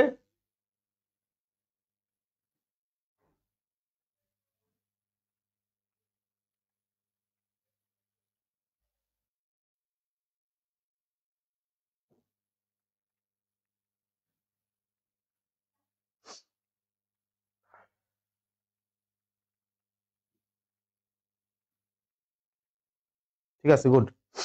আচ্ছা খেয়াল করো, এনে খেয়াল করো, আল্লাহ বেশি বেশি দরকার নাই বাবু, খেয়াল করো, খেয়াল করো, নিচের দিকে যাচ্ছি, সব পড়াশোনা শেষের দিকে, বেশি নাই আর। লাল্লা লাল্লা, খেয়াল করেন, 3টা মহাবিশ্বের পরিণতি লেখা আছে, যে আবদ্ধ, খেয়াল করো ভাই, যে আবদ্ধ, একদিন এই ঝড় থেমে যাবে, অশুভ এই কালো মেঘ সরে যাবে। মহাবিশ্বের সম্প্রসারণ একদিন থেমে যাবে এবং আবার সংকুচিত হয়ে মহাবিশ্ব ধসে পড়বে। এই যে এটাকে বলে আবদ্ধ মডেল। একদিন থেমে যাবে, থেমে যাওয়া, কাহিনী থেমে যাওয়া মানে কি? আবদ্ধ না? তাহলে কোথাও সে থেমে গেছো, তুমি চলমান, তাহলে বলো তো কে আবদ্ধ? যে চলমান সে আবদ্ধ নাকি থেমে যাওয়া আবদ্ধ? কমন সেন্স কি বলে রে? কমন সেন্স হচ্ছে যে আবদ্ধ সেই তো তোমার থেমে যায়। এই একদিন এই মহাবিশ্ব থেমে যাবে, একদিন এই ঝড় থেমে যাবে, তুমি তুমি তুমি চলে যাবে, আমি চলে যাবো, সব চলে যাবে। এটা হচ্ছে আবদ্ধ মহাবিশ্ব। উন্মুক্ত মানে কি? উন্মুক্ত কাল ধরে প্রসারিত হবে, অনন্তকাল প্রসারিত হবে। আর মাঝখানে কি? এই যে 1 বছর বয়সে ছিল, যে 1 বছর বয়সে তুমি মাঝামাঝি, তুমি হাগুমুতু করো না, আবার রিস্কে আসো, ধসে পড়বে না আবার প্রসারিত হবে না, মাঝামাঝি, এটাকে বলে সমতল মহাবিশ্ব। ঠিক আছে, 3টা জিনিস আশা করি সবাই ইনশাল্লাহ ক্লিয়ার, তাই তো? ওকে, গুড। নেক্সট খেয়াল করেন, এখানে আবদ্ধ মহাবিশ্বে অনেক কিছু লেখা আছে, কে কোন সময় ধ্বংস হবে না হবে আমি একটা চার্ট আকারে পড়ে দিচ্ছি, খেয়াল করো। ওয়াসাল মাসাল লেখা আছে, পড়ে দিচ্ছি, টেনশন নাই, টেনশন নেই লেনে কা।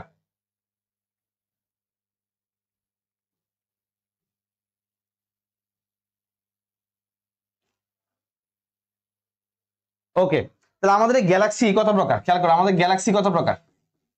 আমাদের গ্যালাক্সি হচ্ছে 2 প্রকার। আমাদের গ্যালাক্সি কত প্রকার? আমাদের গ্যালাক্সি হচ্ছে 2 প্রকার। আমি বিভিন্ন, টু বি অনেস্ট সত্য কথা বলি, কোচিং টুচিং এর বিভিন্ন বই আছে না, ওগুলো থেকে যে মেইন মেইন জিনিসগুলা ওগুলো কালেক্ট করছি, সত্য কথা, মিথ্যা বলার কিছু নাই। কোচিং এ যেগুলো আছে না সহজ, যেগুলা যে এই অধ্যায় যে কোচিং গুলো যারা সহজ করে লিখছে ওদের থেকে আমি জিস্ট পয়েন্ট গুলো কালেকশন করছি, যেন তোমার জন্য আমি তোমার হচ্ছে সবকিছু বুঝাই দিতে পারি। দ্যাটস ইট, বুঝা গেছে? ওকে, তো গ্যালাক্সি হচ্ছে 2 প্রকার, একটা হচ্ছে স্বাভাবিক গ্যালাক্সি আর একটা হচ্ছে রেডিও গ্যালাক্সি। একটা হচ্ছে স্বাভাবিক গ্যালাক্সি আর একটা হচ্ছে রেডিও গ্যালাক্সি। রেডিও মানে কি? তোমরা জানো রেডিও তরঙ্গের মাধ্যমে আমরা বিভিন্ন বিভিন্ন টেলিভিশন চলে, তাই না? রেডিও। ওকে, রেডিওর মাধ্যমে হচ্ছে টেলিভিশন চলে, তো তার নির্দিষ্ট একটা তরঙ্গ দৈর্ঘ্য আছে, তাহলে যার একটা নির্দিষ্ট তারের চুম্বক তরঙ্গ আছে, তরঙ্গ আছে, তাহলে আমরা বলবো রেডিও রেডিও রেডিও আকার গ্যালাক্সি। তাহলে গ্যালাক্সি 2 প্রকার, একটা হচ্ছে স্বাভাবিক গ্যালাক্সি, একটা রেডিও। রেডিও কোনটা? যেটার মধ্যে তরঙ্গের কাহিনী আছে, এটা হচ্ছে রেডিও। যেটার মধ্যে তরঙ্গের কাহিনী আছে সেটা হচ্ছে রেডিও। স্বাভাবিক গ্যালাক্সি হচ্ছে 3 প্রকার, উপবৃত্তাকার, উপবৃত্তাকার, আমাদের অনেকগুলো এরকম, সর্পিল, সাপের মতো পেঁচানো, আর হচ্ছে বিষম আকৃতির গ্যালাক্সি। 3 ধরনের গ্যালাক্সি। স্বাভাবিক গ্যালাক্সি 3 প্রকার, সর্পিল, উপবৃত্তাকার, বিষম। সর্পিল, উপবৃত্তাকার, বিষম। আমাদের পৃথিবী, আমরা আমরা বলো, আমরা আমাদের পৃথিবী না, আমরা কোন গ্যালাক্সিতে আছি বলো তো? আমরা কোথায় আছি? মিল্কি ওয়ে, একটু আগে পড়ছো। আমাদের এই মিল্কি ওয়ে এটা হচ্ছে সর্পিল গ্যালাক্সির মধ্যে। আমাদের মিল্কি ওয়ে সে হচ্ছে সর্পিল গ্যালাক্সির মধ্যে, মিল্কি ওয়ে। আর একটা আছে অ্যান্ড্রোমিডা, সেও সর্পিল গ্যালাক্সির মধ্যে। বিষম মানে কি? তার নির্দিষ্ট কোনো আকার নাই। বিষম মানে তার নির্দিষ্ট কোনো আকার নাই। আর উপবৃত্তাকার কারা? বিভিন্ন বামন গুলা, পড়বা, লোহিত দানব, শ্বেত বামন, লাল সাদা। লোহিত মানে কি? লাল, লোহিত এবং শ্বেত, এই জিনিসগুলা ডাব্লিউবিসি আরবিসির মতো, হ্যাঁ, এরা হলো উপবৃত্তাকার। এভাবে মনে রাখবা, তাহলে ইজি হবে। উপবৃত্তাকার কারা বুঝছো? আর সর্পিল কারা? আমাদের যে গ্যালাক্সি, আমাদের গ্যালাক্সির নাম কি? আমাদের গ্যালাক্সির নাম হচ্ছে মিল্কি ওয়ে। বলেন দেখি মিল্কি ওয়ে কিসের মধ্যে পড়বে?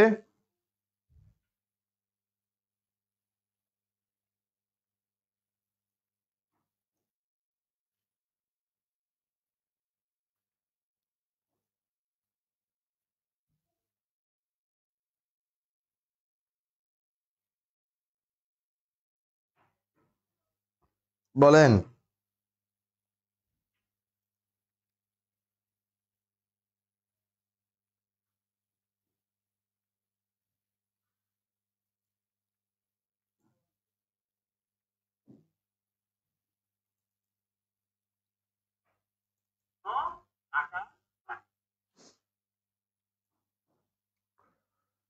বলেন বলেন বলেন। ওকে, মিল্কি ওয়ে হচ্ছে, ভেরি গুড, মিল্কি ওয়ে হচ্ছে আমাদের সর্পিল গ্যালাক্সি। ভেরি গুড, অ্যান্ড্রোমিডা সর্পিল গ্যালাক্সি।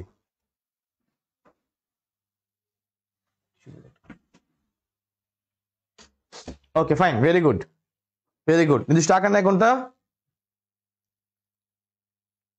হুম, ওকে, তাহলে লোহিত এবং শ্বেত, এই যে লাল এবং সাদা, তারা কি? উপবৃত্তাকার। এটা মনে রাখলে তোমার জন্য ইনশাল্লাহ ইজি হবে ভাই। ঠিক আছে, নেক্সট খেয়াল করে দেখো। ওকে ফাইন, ওকে নেক্সট খেয়াল করে দেখো। আমরা এখন পড়বো বিভিন্ন ধরনের কণিকা, বিভিন্ন ধরনের মৌলিক কণিকা। হ্যাঁ, আমরা এখন পড়বো বিভিন্ন ধরনের মৌলিক কণিকা। তাহলে খেয়াল করো, আমরা এখন পড়বো মৌলিক কণিকা বা মৌলিক কণা। মৌলিক কণা, ঠিক আছে, মৌলিক কণা। তোমাদের বইয়ের মধ্যে খেয়াল করবা লেখা আছে মৌলিক কণা দুই প্রকার। কি লেখা আছে? মৌলিক কণা না কণা আর কি, মৌলিক কণা লেখা আছে দুই প্রকার। কণা বলে ভালো, দেখ মৌলিক কণা লেখা আছে দুই প্রকার। মৌলিক কণা কত প্রকার লেখা আছে? দুই প্রকার। দুই প্রকার কারা? খেয়াল করো, এক ধরনের কণাকে বলে ফার্মিয়ন। ভালো লাগে না।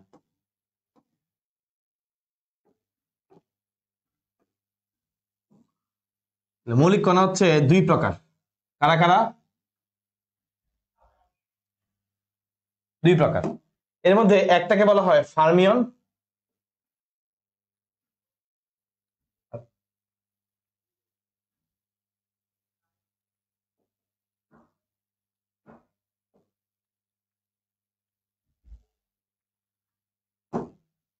আচ্ছা, একটা হচ্ছে ফার্মিয়ন আর একটা হচ্ছে বোসন। ফার্মিয়ন এবং বোসন, ফার্মিয়ন এবং বোসন। তাহলে এই অধ্যায় অনুযায়ী মৌলিক কণা কত প্রকার? দুই প্রকার। একটা হচ্ছে ফার্মিয়ন, একটা কি? বোসন। ওকে, কত প্রকার বললাম? দুই প্রকার। কি কি? ফার্মিয়ন এবং বোসন। আচ্ছা, ফার্মিয়নকে বলা হয় বস্তু কণা। ফার্মিয়নের অপর নাম কি? বস্তু কণা। তার মানে সে বেসিক্যালি বস্তু তৈরিতে হেল্প করে, বস্তু তৈরির জন্য দায়ী। এই জন্য ফার্মিয়নকে বলা হয় বস্তু কণা। ফার্মিয়নকে কি বলা হয়? বস্তু কণা। কি বলা হয়? বস্তু কণা। আর বোসন, তোমরা পড়েছো ডাব্লিউ এবং জেড বোসন, মনে আছে তোমাদের? এই বলের বেলায় পড়ছিলা, মনে আছে? কোন ধরনের বল? দেখি ভাই উত্তর করো, কোন ধরনের বলের বেলায় এই বোসন কণিকা কাজ করে বলো? কোন ধরনের বোসন কণায় কোন ধরনের বলের বেলায় ডাব্লিউ এবং জেড বোসন বাহক কণিকা? উত্তর করেন দেখি, কোন ধরনের বলের বেলায় ডাব্লিউ এবং জেড বোসন বাহক কণিকা?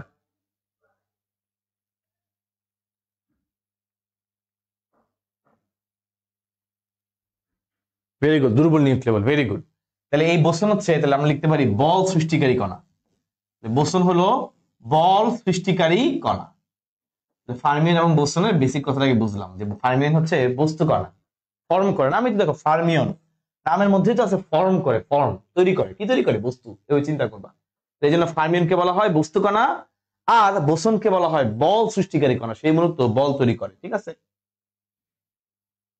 আচ্ছা, এই ফার্মিয়ন খেয়াল করো, ফার্মিয়নের স্পিন কত প্রকার? স্পিন, স্পিন মানে তো বুঝোই, প্লাস হাফ মাইনাস আছে না, ঘুরে ঘুরাঘুরি। ওকে, ফার্মিয়নের স্পিন হলো দুই প্রকার। ফার্মিয়নের স্পিন দুই প্রকার। এই ফার্মিয়নের মধ্যে আরো কিছু ভাগ আছে। ফার্মিয়নের মধ্যে কিছু ভাগ আছে। নাম্বার ওয়ান, প্রথম ভাগটা হচ্ছে কোয়ার্ক। নাম শুনছো কোয়ার্ক? ফার্মিয়নের মধ্যে অনেকগুলো ভাগ আছে, এর মধ্যে একটা ভাগের নাম হলো কোয়ার্ক। ফার্মিয়নের একটা ভাগের নাম কি? কোয়ার্ক। আর একটা ভাগের নাম হচ্ছে ল্যাপটন।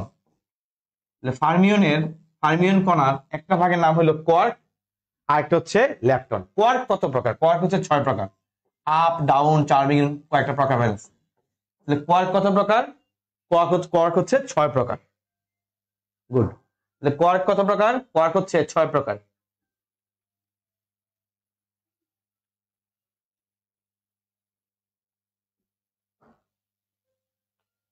কোয়ার্ক কত প্রকার? কোয়ার্ক হচ্ছে 6 প্রকার। ফাইন। এখন এই কোয়ার্ক গুলো জোড়া লেগে, এই কোয়ার্ক গুলো জোড়া লেগে কি তৈরি করে? এই কোয়ার্ক জোড়া লেগে তৈরি করে হ্যাড্রন। কোয়ার্ক জোড়া লেগে তৈরি করে হ্যাড্রন নামক কণিকা। কি তৈরি করে? হ্যাড্রন। তাহলে কোয়ার্ক গুলো জোড়া লেগে কি তৈরি করে? কোয়ার্ক গুলো জোড়া লেগে তৈরি করে হ্যাড্রন কণিকা। কোয়ার্ক গুলো জোড়া লেগে কি তৈরি করে? হ্যাড্রন কণিকা।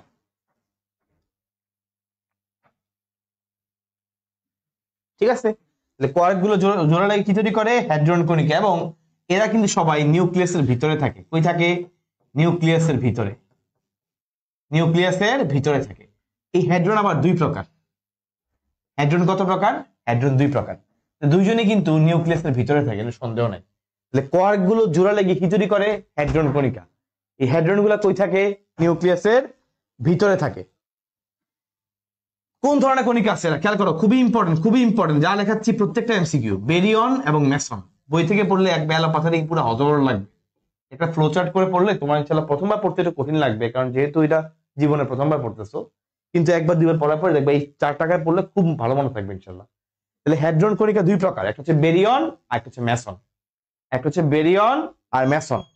খেয়াল করো এই দুইটার মধ্যে একজনের স্পিন শূন্য, একজনের স্পিন শূন্য আর একজনের স্পিন শূন্য নয়। তোমার কাছে কি মনে হয় বলতো, কোনটার স্পিন শূন্য? নামের মধ্যে মিল আছে, খেয়াল করো। মেসন, মেসনের স্পিন শূন্য, মেসনের শতে স্পিন, মেসনের স্পিন শূন্য, আর বেরিয়নের স্পিন শূন্য নয়, বেরিয়নের স্পিন শূন্য নয়। মেসনের স্পিন কত? মেসনের স্পিন শূন্য। আমি আবার এটা কিন্তু বলবো, হ্যাঁ।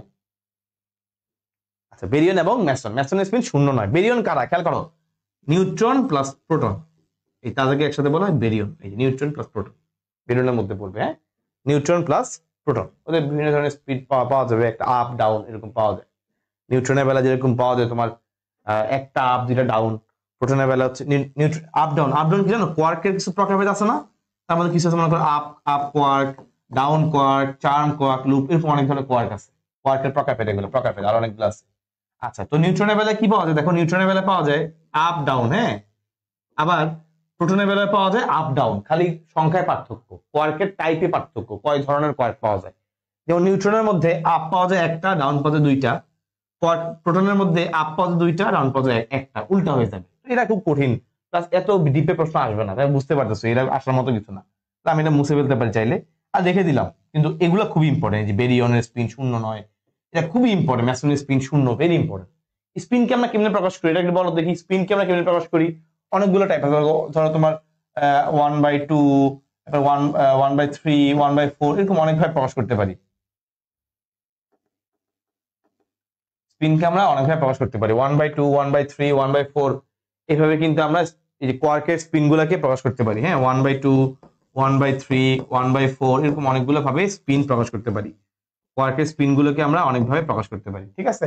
তো এই হচ্ছে মোটামুটি আমাদের বেসিক মেইন কথাবার্তা, এরপরে কিছু লাগে না। এখন আমাকে বলো তো, আমি প্রশ্ন করব, তার আগে আরেকটু শেষ করে নেই। ল্যাপটন, ল্যাপটন শেষ করে নেই। ল্যাপটন মনে রাখবা, সবচেয়ে এখানে যা যা পড়ছি এদের মধ্যে এই যা যা পড়ছি সবচেয়ে হালকা হচ্ছে ল্যাপটন। ল্যাপটন হলো সবচেয়ে হালকা। ল্যাপটন কেমন? সবচেয়ে হালকা। ল্যাপটন হচ্ছে সবচেয়ে হালকা। ল্যাপটন কিন্তু 3 প্রকার। ল্যাপটন হচ্ছে 3 প্রকার। কিভাবে মনে রাখবো? ইএমটি। ল্যাপটন হচ্ছে সবচেয়ে হালকা। কেমন? সবচেয়ে হালকা। ল্যাপটন কত প্রকার? 3 প্রকার। তোমাদের কি লাইভের নিচে কি আসতেছে? বাংলায় টাইটেল আসতেছে? দেখো তো।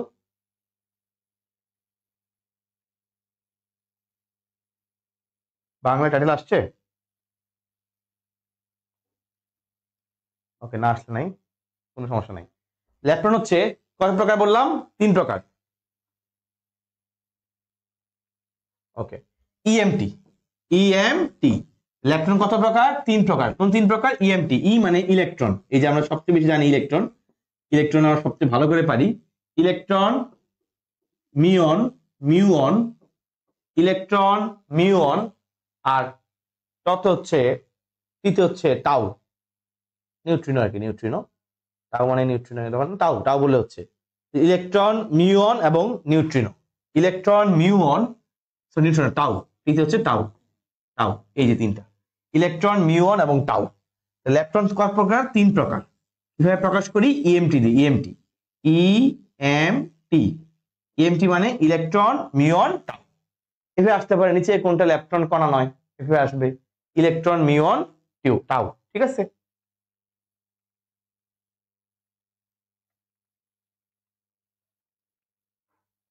আচ্ছা, তাহলে আমরা একটু বোসনে চলে আসি। বলতো বোসন কত প্রকার? ডাব্লিউ বোসন, জেড বোসন পড়ছো না? Very good. তাহলে বোসন হচ্ছে 2 প্রকার। বোসন কত প্রকার? 2 প্রকার। বোসনের স্পিন কত হবে? খেয়াল করো, স্পিন তো সবারই আছে মোটামুটি, মেসন, মেসন বাদে, তাই না? স্পিন সবারই আছে। ওকে, বোসনের স্পিন কি হবে? খেয়াল করো, আমরা এর আগে কোয়ার্কের স্পিন কি দেখছিলাম? 1/2, 1/3, এরকম ভগ্নাংশে, তাই না? বোসন তো একটু বস বস লেভেলের। তো বোসনের স্পিন হচ্ছে পূর্ণ সংখ্যা।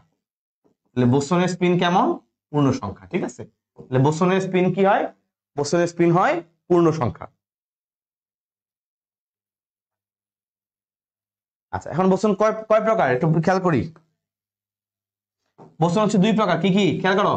একটা হচ্ছে হিগস বোসন, একটা হচ্ছে হিগস বোসন, আর একটা হচ্ছে গ্যাস বোসন। গ্যাস বোসন খেয়াল করো, এই হিগস বোসন যেটা, হিগস বোসন ধারণা করা হয় পৃথিবীর সকল বস্তুর, পৃথিবীর সকল কিছুর ভর তৈরির জন্য, পৃথিবীর সকল বস্তুর মধ্যে,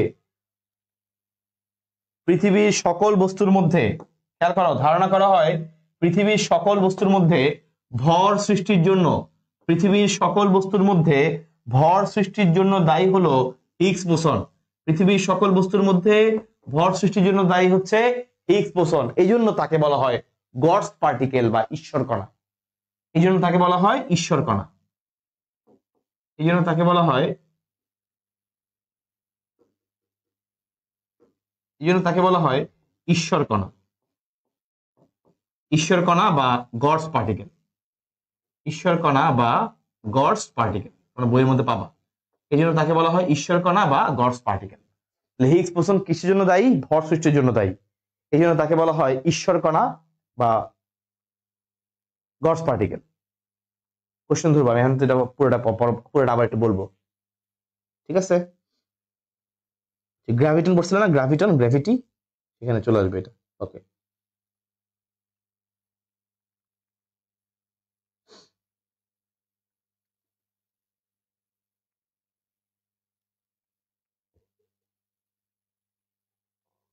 আচ্ছা বলো তো একটু, আমরা যে মেসন পড়তাম, মেসন, আমাকে একটু বলো তো মেসন, মেসন কোন কোন মৌলিক বলের বাহক কণা? এটা একটু ভাইয়াকে বলো। মেসন কোন মৌলিক বলের বাহক কণা? হ্যাঁ, ঈশ্বর কণা। এটা মেডিকেল ভর্তি পরীক্ষা আসছে 22-23 সেশনে। ভেরি গুড মুক্তা, এটাই মেডিকেল ভর্তি পরীক্ষা আসছে ইনশাল্লাহ। এই 4 থেকে তোমাদের আসার সম্ভাবনা আছে, বলে দিলাম। বলো, যেটা বলতে লাগছিলাম যে মেসন কোন বলের বাহক কণা? সবল নিউক্লিয় বল, তাই না? Very good. তোমরা জানো 4টা যে মৌলিক বল, তোমার মহাকর্ষ বল, তাড়িৎচুম্বক বল, দুর্বল নিউক্লিয় বল, সবল নিউক্লিয় বল। এই 4টার মধ্যে একটা বল শুধুমাত্র ক্ষেত্র তৈরি করে না। এই 4টার মধ্যে কেবল একটা ক্ষেত্র তৈরি করতে পারে না, কোনো ক্ষেত্র বল হিসেবে বলা হয় না, সেটা নাম হলো সবল নিউক্লিয় বল। সে কোনো ক্ষেত্র তৈরি করতে পারে না, বাকি 3টাই ক্ষেত্র তৈরি করতে পারে। যেহেতু সবল নিউক্লিয় বল ক্ষেত্র তৈরি করতে পারে না, তো এই জন্য সবল নিউক্লিয় বলের যেই বাহক মেসন, সে কোনো ক্ষেত্র কণা না। বাকি 3টা বলই ক্ষেত্র তৈরি করতে পারে, ওই 3টা বলের বাহকই ক্ষেত্র কণা। কিন্তু সবল নিউক্লিয় বলের এই যে বাহক মেসন, সে কিন্তু ক্ষেত্র কণা নয়, সে কিন্তু ক্ষেত্র কণা নয়। কেন ক্ষেত্র কণা না? বিকজ বিকজ বিকজ সবল নিউক্লিয় বল, বিকজ সবল নিউক্লিয় বল, সবল নিউক্লিয় বল ক্ষেত্র তৈরি করতে পারে না, ক্ষেত্র তৈরি করে না। এই জন্য মেসনও ক্ষেত্র কণা নয়। আশা করি ইনশাল্লাহ এমসিকিউ এই বক্সটা তোমাদের ফুললি কাজে লাগবে। আচ্ছা, নেক্সট আমাকে উত্তর করো তো, হেড্রন কণা যেটা, হেড্রন, একটু উত্তর করো ভাইয়াকে। হেড্রন কণা যেটা, হেড্রন একটু পাশে লিখি। হেড্রন যেটা, সে কই থাকে বলো তো? লেখা আছে না নিউক্লিয়াস। হেড্রন কই থাকে? নিউক্লিয়াস। এখন বলো তো, তাহলে হেড্রন কণা কোন কোন কোন বলের সাথে সংশ্লিষ্ট? নিউক্লিয়াসের মধ্যে কোন কোন বলের কাহিনী আছে আমাকে বলো, তাইলে বুঝতে পারবো হেড্রন কণা কোন কোন বলের সাথে সংশ্লিষ্ট। খেয়াল করো, আমরা জানি নিউক্লিয়াসের মধ্যে কাহিনী হচ্ছে সবল নিউক্লিয় বল, দুর্বল নিউক্লিয় বল, তাড়িৎচুম্বক বল, তাই না? ওই পরমাণুর মধ্যে তো এই কয়টাই আছে। তাহলে হেড্রন কণার মধ্যে 3 ধরনের বলে তুমি পাবা, সবল নিউক্লিয় বল, দুর্বল নিউক্লিয় বল, আর এটা কি বললাম? তাড়িৎচুম্বকীয় বল। ঠিক আছে, তাড়িৎচুম্বকীয় বল, ঠিক আছে কিনা? ক্লিয়ার? আচ্ছা, তাহলে হেড্রন যেহেতু নিউক্লিয়াসের ভিতরে থাকে, এই জন্য তুমি এটার ভিতরে 3 ধরনের বল পাবা, 3 ধরনের বল পাবা। কোন 3 ধরনের বল? আশা করি সবাই বুঝছো। সবল নিউক্লিয় বল, তোমাদের খাতার জায়গা থেকে লিখবা বা নিচে আলাদা করে লিখবা। খাতা যদি জায়গা না থাকে তাহলে নিচে আলাদা করে লিখবা, হেড্রনের কথা লিখে আলাদা করে লিখবা 3 ধরনের বল। কোন 3 ধরনের বল? একটা হচ্ছে দুর্বল, যেহেতু সে নিউক্লিয়াসের সাথে সংশ্লিষ্ট, নিউক্লিয়াসের ভিতরে থাকতে পারে। সবল তো অবশ্যই মাস্ট, নিউক্লিয়াসের বলে সবল আছেই। সবল, দুর্বল নিউক্লিয়, সবল দুর্বল নিউক্লিয়, আর একটা কি? তাড়িৎচুম্বক বল। আর একটা হলো তাড়িৎচুম্বক বল। 3 ধরনের বল আছে। আচ্ছা, এবার খেয়াল করো ল্যাপটন, যেটা ল্যাপটন, ল্যাপটন কি সবচেয়ে হালকা, তাই না? একটু আগে পড়ছো ইলেকট্রনের কথা, ইলেকট্রন, এই যে ইলেকট্রন আছে এর ভিতরে, ইলেকট্রন। এখন বলো তো ল্যাপটন কি নিউক্লিয়াসের ভিতরে নাকি নিউক্লিয়াসের বাইরে? উত্তর করো তো। ভেরি গুড, তোমরা তো কমেন্ট সেকশনে পুরো চালাই বলতেছো, ভেরি গুড। আর উত্তর দেখে ভালো লাগতেছে। বলো দেখি ইনশাআল্লাহ, ল্যাপটন কণা যেটা, এটা কি নিউক্লিয়াসের ভিতরে নাকি নিউক্লিয়াসের বাইরে? ল্যাপটন কণাটা কি নিউক্লিয়াসের ভিতরে নাকি নিউক্লিয়াসের বাইরে? ল্যাপটন কণা হলো, দেখতে পাচ্ছি আমরা, ল্যাপটন কণা হচ্ছে ইলেকট্রন, ইলেকট্রন মানে নিউক্লিয়াসের বাইরে, তাই না? নিউক্লিয়াসের বাইরে হলে এর ভিতরে কিন্তু সবল নিউক্লিয় বল কাজ করবে না। সবল নিউক্লিয় বল মানে হচ্ছে নিউট্রন এবং প্রোটনের মধ্যে আকর্ষণ বল। তো ল্যাপটনের বেলায় আমরা দুই ধরনের বল পাবো, একটা হচ্ছে দুর্বল নিউক্লিয় বল আর হলো তাড়িৎ চুম্বক বল। যেহেতু সে নিউক্লিয়াসের বাইরে, লিখতে পারো নিউক্লিয়াসের বাহিরে, কারণ ইলেকট্রন, সেহেতু ইলেকট্রন হচ্ছে তার মধ্যে মেইন, তাই না? তার মধ্যে আমরা দুই ধরনের বল পাবো। Very good, very good. Lepton যেহেতু নিউক্লিয়াসের বাইরে, দুই ধরনের বল পাবো, একটা হচ্ছে দুর্বল, একটা তাড়িৎ চুম্বক বল। চলো তাহলে আমরা এই চারটা ইনশাআল্লাহ আবার একটু পড়ি, সবাই সবাই আমাকে কমেন্ট বক্সে উত্তর করবা, ঠিক আছে? চলো আমরা চারটা একটা আবার দেখি। ওকে, বিসমিল্লাহির রহমানির রহিম। প্রথম কথা হচ্ছে কণা, মৌলিক কণা। চারটা একটু দেখি আমরা, চলো।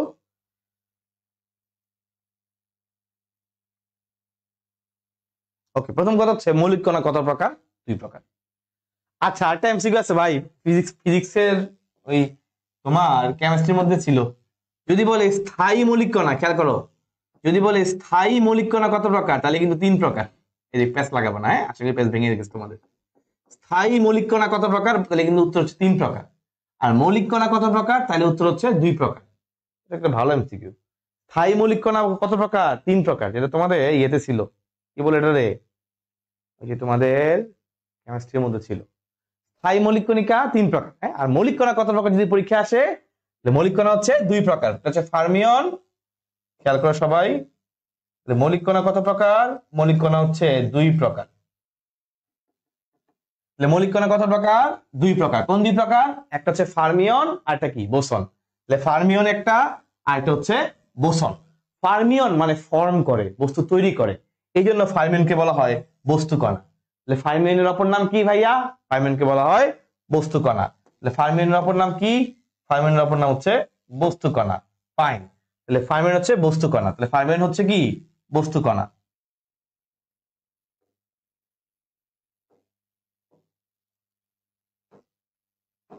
ওকে, তাহলে ফার্মিয়নটা কেমন? ফার্মিয়ন হচ্ছে বস্তু কণা। ফার্মিয়ন কেমন? বস্তু কণা। বোসন, বস, বোসন বলতে বল, বোসন বল সৃষ্টিকারী কণা। বোসন কি তৈরি করে? বল তৈরি করে, তাহলে বোসনকে বলা হয় বল সৃষ্টিকারী কণা। ফাইন, এখন উত্তর করে ফেলি, বোসনটা বলে ফেলি। বোসন কত প্রকার? দুই প্রকার। একটা হচ্ছে হিগস বোসন, আর একটা কি গ্যাস বোসন। কোনটাকে ঈশ্বর কণা বলা হয়? ঈশ্বর কণা বা ভর সৃষ্টিকারী কণা বা গডস পার্টিকেল, এটা হলো বস, যেটা হিগস বোসন। এই হিগস বোসন ঈশ্বর কণা বা গডস পার্টিকেল বা ভর সৃষ্টিকারী কণা, হিগস বোসন। তাহলে ভর সৃষ্টিকারী কণা বা ঈশ্বর কণা বা গডস পার্টিকেল কোনটা? উত্তর হচ্ছে Higgs boson. Very good, very good. ঈশ্বর কণা কোনটা? Higgs boson. নেক্সট উত্তর করো। ফার্মিয়নের মধ্যে আমরা পড়েছি কোয়ার্ক, ল্যাপটন। কোয়ার্ক এবং ল্যাপটন মনে আছে? ফার্মিয়নের মধ্যে পড়েছিলাম কোয়ার্ক এবং ল্যাপটন। কোয়ার্ক এবং ল্যাপটন, বলো তো ভাইয়া। হ্যাড্রন, যেটা হ্যাড্রন, এই কোয়ার্ক গুলো জোড়া লেগে কি তৈরি করে? বলে ফেলছি। কোয়ার্ক গুলো জোড়া লেগে কি তৈরি করে? কোয়ার্ক গুলো জোড়া লেগে তৈরি করে হ্যাড্রন। এই হ্যাড্রন থাকে নিউক্লিয়াসের ভিতরে নাকি বাইরে? এই হ্যাড্রন কই থাকে? নিউক্লিয়াসের ভিতরে নাকি বাইরে? ভেরি গুড, হ্যাড্রন থাকে নিউক্লিয়াসের ভিতরে, ঠিক আছে। আর ল্যাপটন, ল্যাপটায় থাকে চারপাশে, নিউক্লিয়াসের বাইরের দিকে। ল্যাপটন ল্যাপটায় থাকে কোথায়? ভিতরে না বাইরে? বাইরে ল্যাপটায় থাকে। ল্যাপটন বাইরে ল্যাপটায় থাকে, নিউক্লিয়াসের বাহিরে। ল্যাপটন কত প্রকার? উত্তর করেন। ল্যাপটন কত প্রকার? ল্যাপটন তিন প্রকার। কোন তিন প্রকার? ইএমটি। ইএমটি মানে electron muon tau. Electron muon tau. Lepton কত প্রকার? তিন প্রকার। Electron muon tau, EMP, electron muon tau, EMP, electron muon tau. ঠিক আছে, ওকে। এখন বলেন তো, আমাকে বলেন যে হ্যাড্রন কত প্রকার? দুই প্রকার, হচ্ছে বেরিয়ন আর মেসন। বেরিয়ন আর মেসন, কোনটার স্পিন শূন্য নয়? কোনটার স্পিন শূন্য না? উত্তর হচ্ছে ভাইয়া ম্যাসন। ম্যাসনের স্পিন শূন্য। কোনটার স্পিন শূন্য? ম্যাসন। ম্যাসনের স্পিন শূন্য, বেরিয়নের স্পিন শূন্য নয়। ম্যাসনের স্পিন শূন্য, খুবই ইম্পর্টেন্ট। ম্যাসনের স্পিন শূন্য। এখানে এই যে কণিকাগুলো বললাম, যারা আমাদের তাড়িৎচুম্বক, আমাদের বিভিন্ন ধরনের মৌলিক বল আছে, এদের মধ্যে একটা বল ক্ষেত্র তৈরি করতে পারে না। সে বলের নাম কি? সে বলের নাম হলো সবল নিউক্লিয় বল। এই জন্য সবল নিউক্লিয় বল যেহেতু ক্ষেত্র তৈরি করতে পারে না, এই জন্য তার যে বাহক ম্যাসন, সেও কিন্তু কোনো ক্ষেত্র কণা নয়। সে কিন্তু কোনো ক্ষেত্র কণা নয়। যেহেতু কোনো ক্ষেত্র তৈরি হয় না, সে কোনো ক্ষেত্র কণা নয়।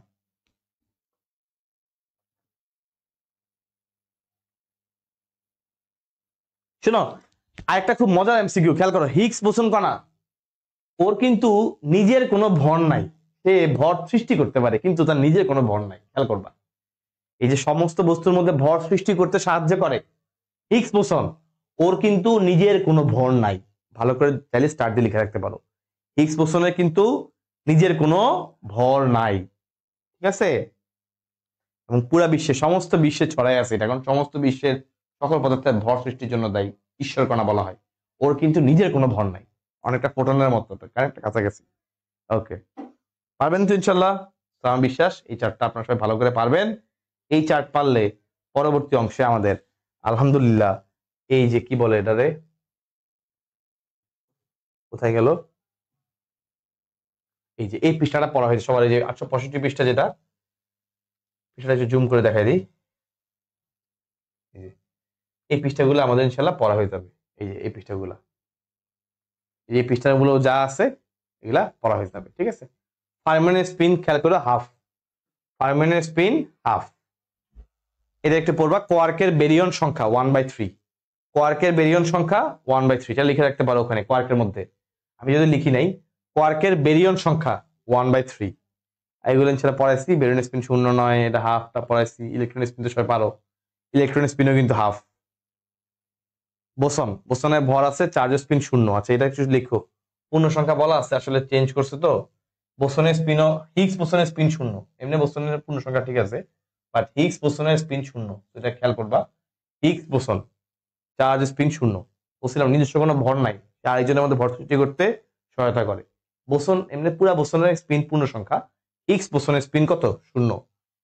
এই হিগস বোসনকে বলা হয় গডস পার্টিকেল বা ঈশ্বর কণা। তা আমি তো মোটামুটি দেখাই দিচ্ছি, তুমি ইনশাল্লাহ এখানে মিলে একটু পড়বা, আর ওই চারটা পড়লে ইনশাল্লাহ ম্যাক্সিমাম কাভার হয়ে যাওয়ার কথা, বুঝছো? আচ্ছা, তো মোটামুটি আলহামদুলিল্লাহ হইলো। আমরা একটু আবার বইয়ের আগে আসতে হবে, আমাদের কিছু আগে অংশ পৃষ্ঠা বাদ পড়ছে।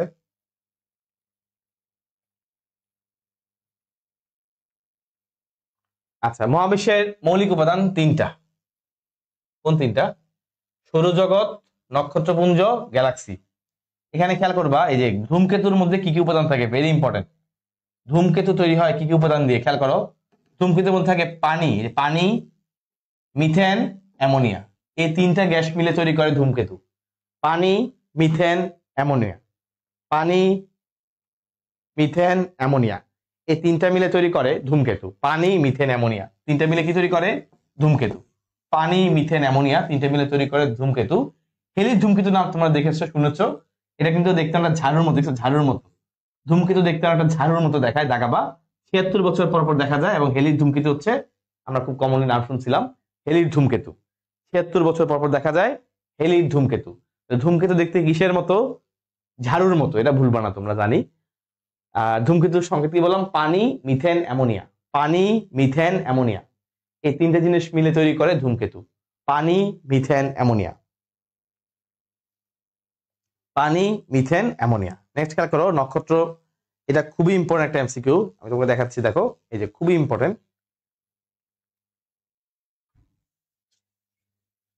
Very very important, vital MCQ. এটা খেয়াল করো, সেটা হচ্ছে সূর্য পৃথিবীর নিকটতম নক্ষত্র। ফাইন, আমরা জানি আমাদের সবচেয়ে নিকটতম কে? সূর্যই তো। এইটা ভেরি ইম্পর্টেন্ট। সূর্য থেকে পৃথিবীতে আলো আসতে সময় লাগে 8 মিনিট 19 সেকেন্ড। তার মানে তুমি ধরো 12টার দিকে দাঁড়ায় আছো, 12টার দিকে তোমার গায়ে যে সূর্যের আলোটা লাগতেছে, এটা অ্যাকচুয়ালি সকাল 11টা 52 মিনিটের সময় বা 51 মিনিট 41 সেকেন্ডের সময় সূর্যের যে আলোটা, ওইটা তোমার গায়ে এসে লাগছে, বুঝছো? তাহলে কিন্তু আমরা অনেকটা অতীতে ফিরে যাচ্ছি এরকম। তাহলে সূর্যের যে আলোটা প্রায় 8 মিনিট 19 সেকেন্ড পরে এসে তোমার গায়ে লাগে, বুঝছো? সূর্য থেকে পৃথিবীতে এই আলোটা আসতে কত সময় লাগে? 8 মিনিট 19 সেকেন্ড। তোমার গায়ে এখন যে আলোটা লাগতেছে এটা অ্যাকচুয়ালি 8 মিনিট 19 সেকেন্ড আগে সূর্য থেকে বের হয়েছে। ক্লিয়ার? সূর্য থেকে পৃথিবীতে আলো আসতে কত সেকেন্ড সময় লাগে? 8 minute 19 second. Very important CQ. দেখো আমি যেন স্টার্ট দিয়ে রাখছি, খুব ইম্পর্টেন্ট। প্রতি সেকেন্ডে দেখবা হাইড্রোজেন এই যে হিলিয়াম গ্যাস তৈরির সময় প্রতি সেকেন্ডে 4 × 10⁻26 জুল শক্তি বিকিরণ হয়। খুবই ইম্পর্টেন্ট সিকিউ, জন্য আমি স্টার্ট দিয়ে রাখছি। বুঝছো?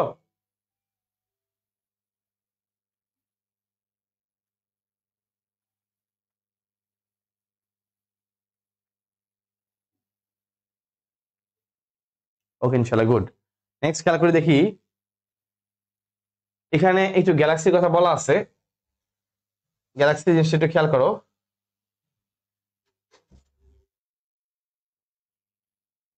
এই যে আমাদের সবচেয়ে নিকটতম,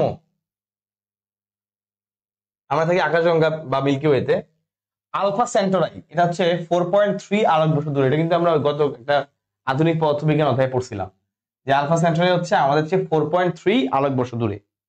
4.3 আলোক বর্ষ দূরে। আচ্ছা, এখানে সুপারনোভার কথা বলা আছে। সুপারনোভার বিস্ফোরণ হচ্ছে সুপারনোভা, মানে সুপার অনেক বড়, তো বিশাল আকারের নক্ষত্রের মৃত্যু।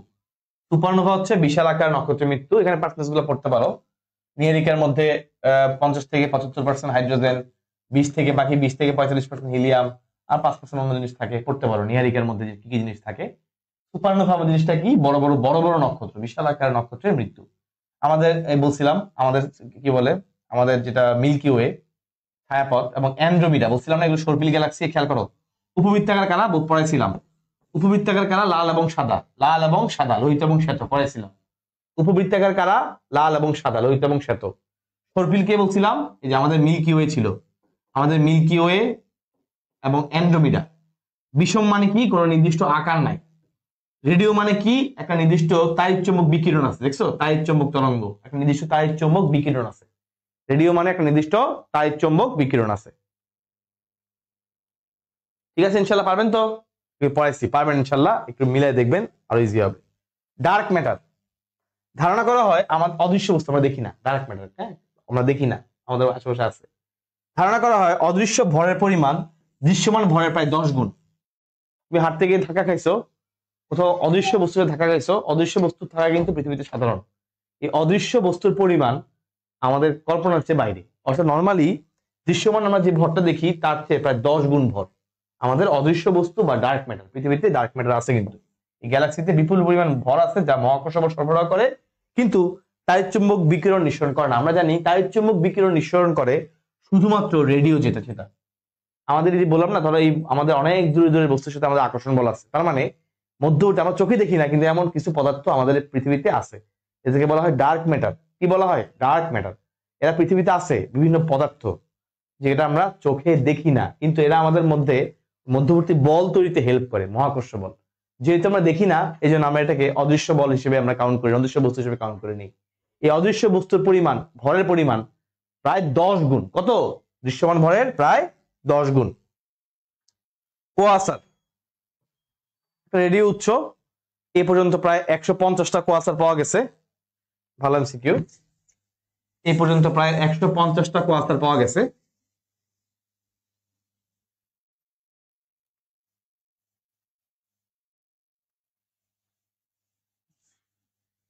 ওকে, এই পর্যন্ত আমরা প্রায় 150টা কোয়াসার পাইছি। Very good.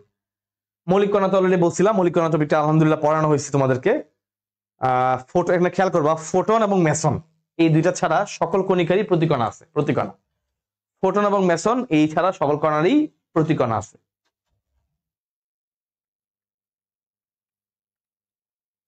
এখানে যেমন লেখা আছে মৌলিক কণা দুই প্রকার, কণা এবং প্রতিকণা। তো পড়ে দুই প্রকারই থাকতেছে, আমাদের ঝামেলা নাই।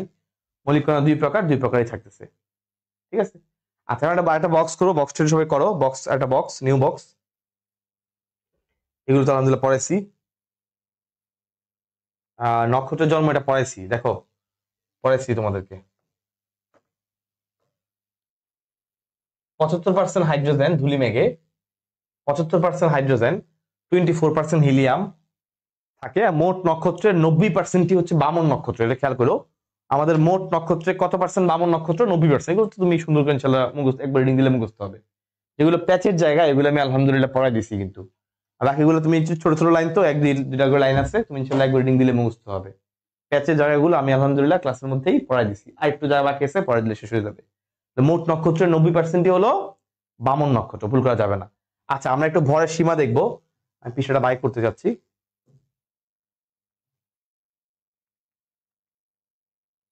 এটা পড়ো, হ্যাঁ। সৌর ধ্রুবকের মান কত? এই পৃষ্ঠায় 867 পৃষ্ঠায় সৌর ধ্রুবকের মান কত, কক্ষপথ সূর্যের চারদিকে পৃথিবীর কক্ষপথের ব্যাসার্ধ কত, এই মানগুলো তুমি মুখস্থ করবা। যে সৌর ধ্রুবক, সৌর উজ্জ্বল্য, প্রতি সেকেন্ডে সূর্য থেকে চারপাশে যে পরিমাণ শক্তি বের হয় এটাকে বলে সৌর উজ্জ্বল্য। সৌর উজ্জ্বল্য। এরপর হচ্ছে সৌর ধ্রুবক, সৌর ধ্রুবকের মান কত, ধ্রুবকের মান তো আমাদের মুখস্থ করা লাগে, এগুলো ইনশাআল্লাহ মুখস্থ করবা। আচ্ছা, নক্ষত্রের মৃত্যু, এই জায়গাটা একটু তাহলে আমরা, চলো আমরা একটা বক্স করি, সবাই সুন্দর করে বক্সটা লিখবা। ভরের সীমা, বক্সের প্রথমে হচ্ছে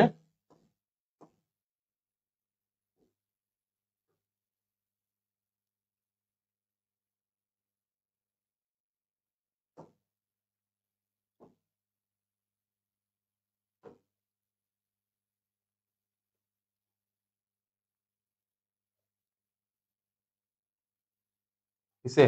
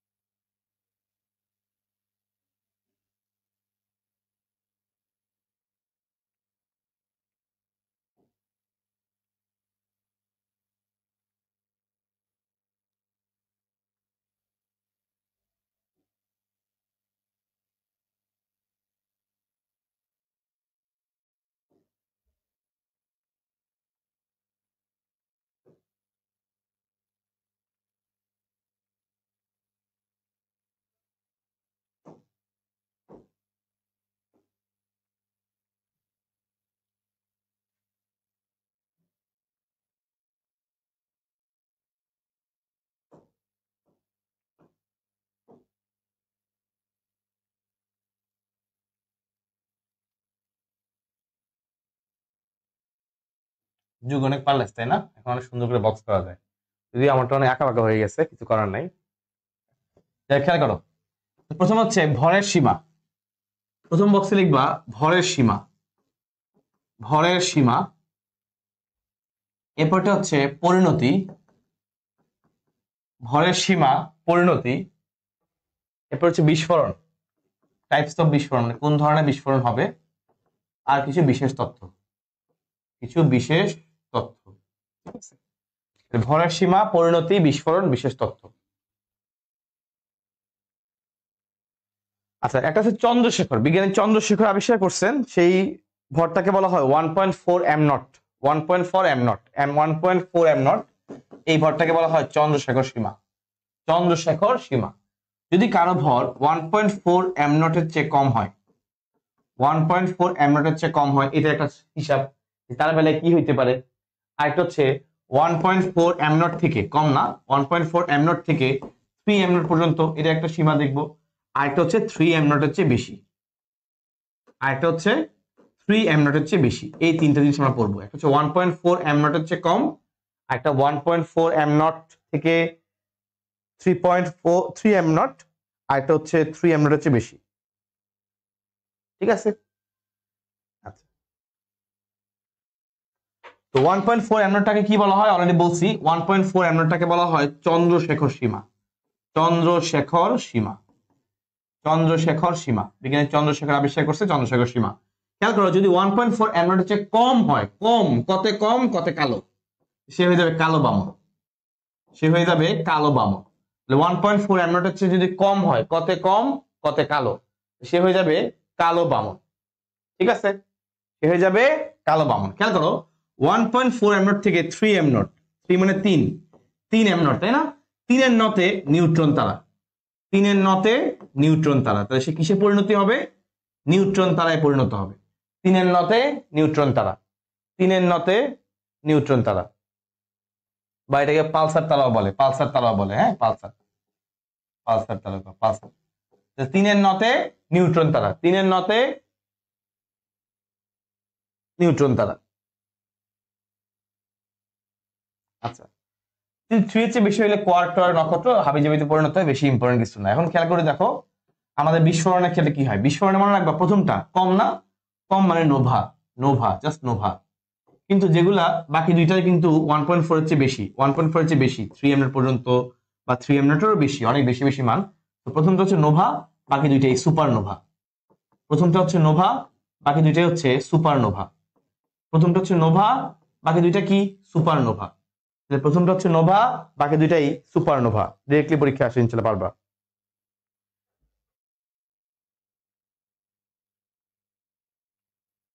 প্রথমটা নোভা, পরটা super nova. Very good, very good. এটা লিখতে পারো কোয়ার্ক নক্ষত্র, কোয়ার্ক নক্ষত্র লিখতে পারো। Okay fine, supernova. এখন খেয়াল করে বিশেষ তথ্য খুবই ইম্পর্টেন্ট। মহাবিশ্বের কত পার্সেন্ট তারা, কোনটা কত পার্সেন্ট? মহাবিশ্বের 90% তারকার ক্ষেত্রে এই প্রথম কাহিনীটা হবে। মহাবিশ্বের 90% তারার ক্ষেত্রে এমনটা করবে। প্রথমটা মহাবিশ্বের 90% তারার ক্ষেত্রে করবে। অর্থাৎ পরীক্ষা আসতে পারে মহাবিশ্বের 90% তারা কিসে পরিণত হবে? কালো বামনে। এভাবে চিন্তা করবা, মহাবিশ্বের 90% তারা কিসে পরিণত হবে? কালো বামনে। লাস্টেরটা লিখছে কোয়ার্ক আর নক্ষত্র, কোয়ার্ক নক্ষত্র। হ্যাঁ, আচ্ছা নেক্সট হচ্ছে যেটা আমাদের নিউট্রন তারা, পালসার তারা, সুপারনোভা, সে মূলত গামা রশ্মি নিঃসরণ করবে। এটা পয়েন্ট হলো গামা রশ্মি নিঃসরণ করবে, গামা রশ্মি নিঃসরণ করবে। আর এটা এই পয়েন্ট হচ্ছে দেখো সবগুলো অসীম, অসীম ভর, অসীম ঘনত্ব, অসীম ভর, অসীম ঘনত্ব, সবকিছু অসীম অসীম, অসীম ভর, অসীম ঘনত্ব, অসীম আকর্ষণ, সবকিছু অসীম অসীম, খালি একটাই সসীম, অসীম আকর্ষণ, সবকিছুই অসীম, শুধুমাত্র একটা জিনিসই সসীম, সেটা হচ্ছে সসীম আয়তন। একটা জিনিসই সসীম, সেটা হচ্ছে সসীম আয়তন, সসীম আয়তন। সবকিছুই অসীম, শুধুমাত্র একটা জিনিসই সসীম, সেটা হচ্ছে সসীম আয়তন। সবকিছুই অসীম, শুধুমাত্র একটা জিনিসই সসীম, সেটা সসীম আয়তন। সো ইনশাআল্লাহ এই বক্সটা ভালো করে পড়বা। আমি তোমাদের জন্য মোটামুটি কালেক্ট করে লিখে দিছি, এটা থেকে কালেক্ট করে লিখে দিছি, ঠিক আছে? সেটা কিন্তু আমার নিজে বানানো না, কোনোটাই এটা আমার নিজে বানানো না, কালেকশন করে আমি দিছি তোমার জন্য ভালো যেন হয়। কারণ কেউই নিজে বানানা, সবগুলো কালেকশন করেই একসাথে করে। হ্যাঁ, বিভিন্ন জায়গা থেকে কালেকশন করে একসাথে করে। তো সহজ বলে ইনশাআল্লাহ আমি তোমাদেরকে এটা পড়াইছি। আমি পার্সোনালি আমি নিজে এটা পড়ছিলাম, দ্যাটস ওয়াই। এটা খেয়াল করবা। তো আমার মনে হয় তোমার জন্য এটা ইনশাআল্লাহ কাজে লাগবে। এই বক্সটা ভালো করে পড়বা, তাহলে তোমার ইনশাআল্লাহ অনেক এমসিকিউ একসাথে পড়া হয়ে যাবে, বুঝছো? এটা পরীক্ষায় আসে অনেক, এগুলো প্রত্যেকটাই আসে পরীক্ষায়, যা যা লেখাইছি, যা যা লিখেছি প্রত্যেকটাই পরীক্ষায় আসে, ঠিক আছে? ফাইন, চলো ওকে। এখন খেয়াল করে দেখো দাগানো লাইন, দাগানো পিডিএফ আছে না, দাগানো পিডিএফ তো পড়বাই, তো ওটা দেখে তুমি বুঝতে পারবে কোনটা তোমার পরীক্ষা লাগবে, কোনটা লাগবে না, তাই না? আচ্ছা, ইনশাল্লাহ তখন তোমার বুঝতে ইজি হবে। এখানে জিনিসটা পড়ে, এটা বিভিন্ন সময় কোচিং টোচিং এ দেয় যে কোনটার ব্যাস কত। লাল দানা হচ্ছে 14 কোটি কিলোমিটার, সূর্য 14 লক্ষ কিলোমিটার। আমি অ্যাটলিস্ট কিছু না হলেও আমি তোমাকে কয়েকটা পড়ার জন্য মাস্ট বলবো, যে কয়েকটা মাস্ট পড়তে। যেমন ধর হচ্ছে লাল দানবটা মাস্ট পড়বা, নিউট্রন তারা মাস্ট পড়বা, সূর্য মাস্ট পড়বা, ব্ল্যাক হোল পড়বা। তো বাকি তো আছে একটা, বাবারে চিৎকার করে ভাই, বাকি বাকি রাখছেন কি? সূর্য মাস্ট পড়বা, হ্যাঁ সূর্য মাস্ট পড়বা, নিউট্রন তারা, ব্ল্যাক হোল, এই তিনটা মাস্ট পড়বা। তো অটোমেটিক বাকিগুলো পড়া হয়ে যাবে। কারণ ব্ল্যাক হোল সবার কাছে খুব কমন, খুব পরিচিত বলে মনে হয় ব্ল্যাক হোলের কথা। 2.5 কিলোমিটার, নিউট্রন তারা 16 কিলোমিটার, সূর্য কিন্তু 14 লক্ষ কিলোমিটার। এবং এই প্রত্যেকটা কিন্তু important, to be very honest, প্রত্যেকটা ইম্পর্টেন্ট। কোনটার ব্যাস কত, কোনটার ব্যাস কত, সূর্য কিন্তু ভেরি মাচ ইম্পর্টেন্ট, সূর্য। বাট এখানে প্রত্যেকটাই তোমাকে ইনশাল্লাহ পড়া লাগবে। এই যে এখানে কিন্তু এগুলো লেখা আছে, যাদের ভর 1.4 এমনটের চেয়ে কম তারা কি হবে, 1.4 এর চেয়ে কম হলে কি হবে, 3 এমনটের চেয়ে কম হলে কি হবে, এই হ্যান্সের অনেক কিছু আছে লেখা আছে, বুঝছো? অনেক কিছু লেখা আছে।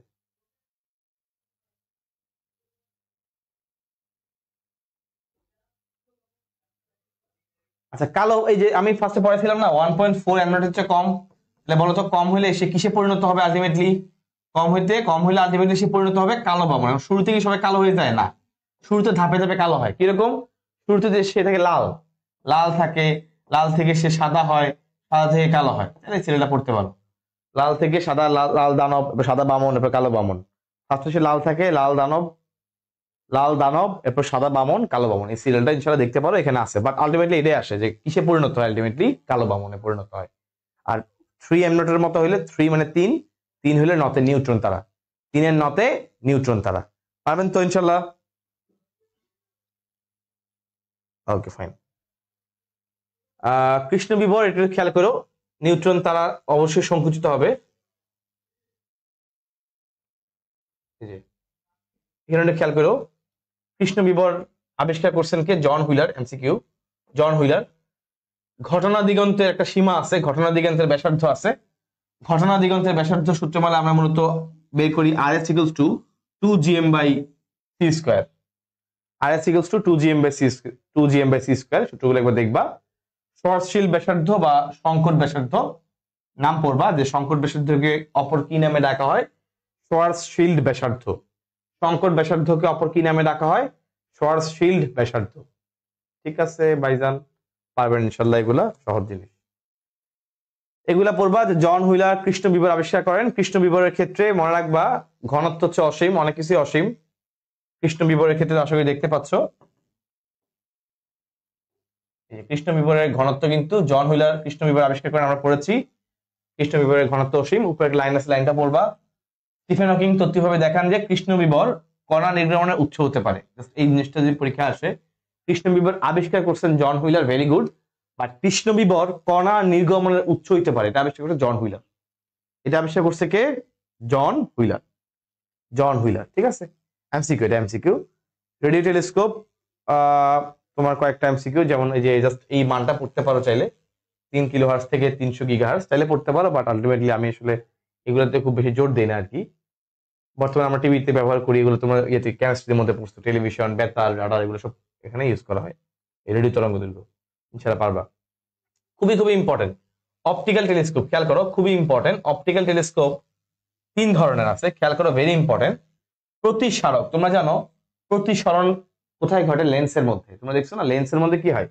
লেন্সের মধ্যে কি হয় বলতো? লেন্সের মধ্যে আলোটা প্রতিসরিত হয়, তাই না? এখানে পরে আলোটা ভিতরে ঢুকে বা এরকম হয়। লেন্সের মধ্যে আলো প্রতিসরিত হয়, তাহলে প্রতিসারক লেন্স, লেন্স ব্যবহৃত হয়। প্রতিফলক, আমরা জানি প্রতিফলক কোনটা? আমাদের যে আয়না, সেই আয়নার মধ্যে এই আলো এসে এরপর প্রতিফলিত হয়, তাই না? তাহলে আয়না হচ্ছে প্রতিফলক। আর একটা লেখা আছে ক্যাটা ডায়োপট্রিক। এখানে লেন্স এবং আয়না উভয়ই ব্যবহৃত, দুইটাই ব্যবহৃত হয়। তার নাম হলো ক্যাটা ডায়োপট্রিক। পরীক্ষা আসতে পারে নিচের কোনটি অপটিক্যাল টেলিস্কোপের প্রকারভেদ এমনি আসতে পারে। তাহলে প্রতিসারক বুঝছো লেন্স, কারণ লেন্সের মধ্যে দিয়ে আলো একদিকে ঢুকে বের হয়ে চলে যায়, প্রতিসরিত হয়। আয়না হলো প্রতিফলক, আমরা দ্বারাই ছবি দেখতে পাই, কারণ আমাদের উল্টা দিকে ছবিটা আসে, প্রতিফলক। আর ক্যাটা ডায়োপট্রিক, তার মানে দুইটাই, লেন্সও হয় আয়না, দুইটা হিসেবে ব্যবহৃত হয়। ক্যাটা ডায়োপট্রিক, লেন্স এবং আয়না দুইটা হিসেবেই কাজ করে, এই জন্য বলা হয় ক্যাটা ডায়োপট্রিক। ক্যাটা ডায়োপট্রিক, দুইটাই। ডাই, ডাই মানে দুটো না, ডাই মানে তো, ডাই মানে দুইটা, চিন্তা করতে পারো। ক্যাটা ডায়োপট্রিক, লেন্স এবং আয়না উভয় ব্যবহৃত হয়। বুঝছেন কিনা ভাই? ইনশাল্লাহ পারবেন আশা করি, আমি অনেক আশাবাদী আপনারা ইনশাল্লাহ চ্যাপ্টারটা কেউ মিস করবেন না। মানে পড়ার অনেকে আছে চ্যাপ্টারটা বাদ দিয়ে চলে যায়, চ্যাপ্টারটা কঠিন লাগে বলে পড়ে না। কিন্তু আমার বিশ্বাস আছে যারা আজকে ক্লাসটা করতেছো, অ্যাটলিস্ট আমি আলহামদুলিল্লাহ তোমাকে গুছাই দিচ্ছি, তুমি যেন ইনশাল্লাহ বাসার মধ্যে, তুমি বাসায় আরেকবার ইনশাল্লাহ পড়লেই দেখবা খুব ইজি হয়ে গেছে, খুব ইজি হয়ে গেছে, বিলিভ মি। ইনশাল্লাহ আমার প্রতি বিশ্বাস রাখো, তোমাকে আমি বলে দিলাম, তুমি বাসায় আরেকটা বার একটু সুন্দর করে দেখলে দেখবা খুব ইজি হয়ে গেছে। এখন প্রথমবার তো, এই জন্য তোমার কাছে অনেক কিছুই তো মনে হতে পারে ভাই এই জিনিসটা তো নতুন নতুন শুনতেছি। বাট তুমি আমার পড়ানোর পর একবার ইনশাল্লাহ দেখো, বুঝাই দিচ্ছি তো, ওই গুছানোটা অনুযায়ী ইনশাল্লাহ দেখো, তোমার কাছে খুব ইজি লাগবে। আমার পার্সোনালি চ্যাপ্টারটা পড়তে খুব, লাস্টে আলহামদুলিল্লাহ খুব ভালো লাগতো, কারণ আমার এই সিস্টেমে তো আমি পড়ছি। তো ইনশাল্লাহ তোমরাও আশা করি এই অধ্যায়টা পড়তে লাস্টে খুব ভালো লাগবে। এটা ইনশাল্লাহ তোমরা কালকে একটু আবার যখন পড়বা তখন খুব ইজি হয়ে গেছে, এবং এটা দেখবা একটা তোমার মানে একটা মানে স্ট্রং পয়েন্টে পরিণত হয়েছে যে আমি এই অধ্যায়টা ভালো মতো আলহামদুলিল্লাহ পারি। এটা অনেকেই বলবে যে অনেকেই কিন্তু জানো এই ধরনের অধ্যায় খালি দাগায় চলে যায়, এটা দাগাও, এটা দাগাও, হ্যাঁ এটা পড়ে ফেলবা, এরকম করে দাগায় চলে যায়। কিন্তু যেগুলো মনে করো আসলে একটু আমরা একটু ছন্দটন্দ দিয়ে বা একটু গুছিয়ে এমনিতে কোনো সিস্টেমেটিক ওয়েতে গুছাইতে পারি, ওটা অবশ্যই ভয় পড়া উচিত। তাহলে তোমার ওই শুধু দাগাইলে তো এমসিজিকের মতো সব তো পড়া যায় না। আর এমনিতে মনে করো একটু গুছানো থাকলে পড়াটা একটু ইজি হয়, এটাই হচ্ছে ফ্যাক্ট। ইনশাল্লাহ আশা করি ভালো করবেন।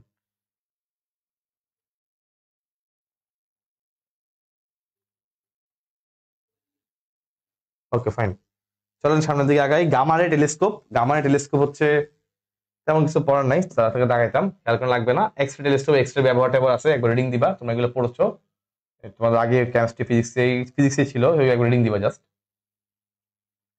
হাবল টেলিস্কোপ পৃথিবী থেকে কত মিটার দূরত্বে স্থাপন করা হয় খেয়াল করো।